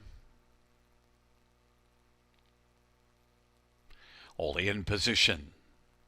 They're at the start of the rough, and from the outside, Artie's Ideal is going to blast, and also Nighttime Dancer, Sure Thing Captain, and Lamborghini Lou. Now Lamborghini Lou in the center of the track, emerging to take the lead. Sure Thing Captain, Nighttime Dancer, Artie's Ideal, Hazy Coast is 5th, and Ethereum Party is 6th, racing 7th, Brightside Maceo. Then Winchester Phoenix, the Writers trailing the field. Lamborghini Lou, 4-5 on the board, has the lead over Sure Thing Captain, and then Nighttime Dancer and Artie's Ideal and Hazy Coast as they come off the turn, but Lamborghini Lou and Austin Sorry planted on the lead and is in front, a length and 3/4. Sure Thing Captain, Nighttime Dancer. Artie's Ideal is racing 4th. Ethereum Party on the outside 5th, and 6th is Hazy Coast. The opening quarter was 26-2. They head up towards the half. Brightside Maceo has a couple beaten, and they are Winchester Phoenix and the Writer, Lamborghini Lou. On down the backstretch off a 55-3 halftime. Sure Thing Captain is racing second and is just a length and a half back of Lamborghini Lou. And then position third is Nighttime Dancer. Then Artie's Ideal, Ethereum Party, but it's a strong Lamborghini Lou who leads as they hustle on to three quarters. Lamborghini Lou, Sure Thing Captain, Nighttime Dancer, and Artie's Ideal. Ethereum Party now flying late. Winchester Phoenix, and from the backfield, the Writers starting to pick up some horses, and then Brightside Maceo and Hazy Coast, Lamborghini Lou, and Sure Thing Captain. Nighttime Dancer third. Winchester Phoenix is dueling to take fourth from Artie's Ideal, and driving late is the rider Lamborghini Lou, and Sure Thing Captain. Lamborghini Lou is going to win it comfortably and take it by 4 or 5. Sure Thing Captain. Then Winchester Phoenix came up to pick up a third. Nighttime Dancer and Artie's Ideal. 151-1 Lamborghini Lou was heavily backed, and then went out and said, "You were right to back me." Oh, he was so good to go, right? Fastest mile of the meet thus far. Well rated up front. Was able to go 29-1 through that second quarter, then picked it up 28 through the third, and flashed some big speed on the end of it. 27-3, 51-1. That is no easy task here. We're just starting up a new beat here at Grand River Raceway, but it was all systems go for Lamborghini Lou off the schneid in 26. Yeah, and Sure Thing Captain certainly was second best. We like this one second best. Wasn't a threat to Caller Lamborghini Lou, but raced really well, and that's a nice turnaround because it had 2 starts at Mohawk, the last 2 that weren't good at all. Yeah, well, we mentioned, the new connections obviously saw something they liked. Likely it was the 15 wins last season. You mentioned over $200,000 earned, 50 and change over Northfield Park's half miler. So Sure Thing Captain, I'm sure they've got Gold Cup and Saucer on their mind with this fella. That exactor, Gary, you picked it, I picked it. It's coming back at a juicy $15. $15 for 4-3 when, well, we both thought that's just the way it stood up there. Winchester Phoenix, Scotty Calder might have come up for third. I thought maybe he did over a Nighttime Dancer and then Artie's Ideal, but Winchester Phoenix had to do some nice racing from well back just to come up and pick up that third. We're going to see it on the slow-mo, but I thought it was. Let's see. If maybe not. It's a little blurry there. Might have It was just hard to missed tell. there. You know who did gain a ton of ground in that back half was number 6, the Rider. I mean, Garrett had to wrestle with him pretty good to back him off to the back of the pack, but the Rider's one I'm going to be looking for next time. Lamborghini Loop, not sure you'll see him at the river next time out. That's a nice turnaround victory for that fella. Yeah, he's got to go back to the bigger track. And Nighttime Dancer did hold on for third. It's a 4-3-2-5-7. We're going to talk to you Wednesday night, Sugar. Perfect, with a pick 5 carryover again. Get her done. A little homework. Yeah. Back in front of us is number 4, Lamborghini Lou, 5-year-old McWicked Bay Gelding. Austin Sorry is the winning driver. Lamborghini Lou owned by Don Lindsay, Paul Kleinpace, and William Amplejevic and Garth Banklow. Don Lindsay is the trainer. Lamborghini Lou victorious this season for a first time. 18th lifetime for Lamborghini Lou. 151-1.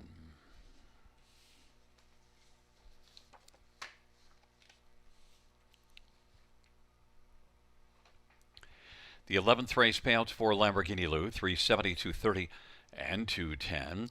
3 Sure Thing Captain for $43, and 2 Nighttime Dancer $4.90. $2 Exactor $15.30. $1 Try $44.90. High Five is $530.05. 20-cent High Five is $106.01. Double to 1 and 4, $10.10.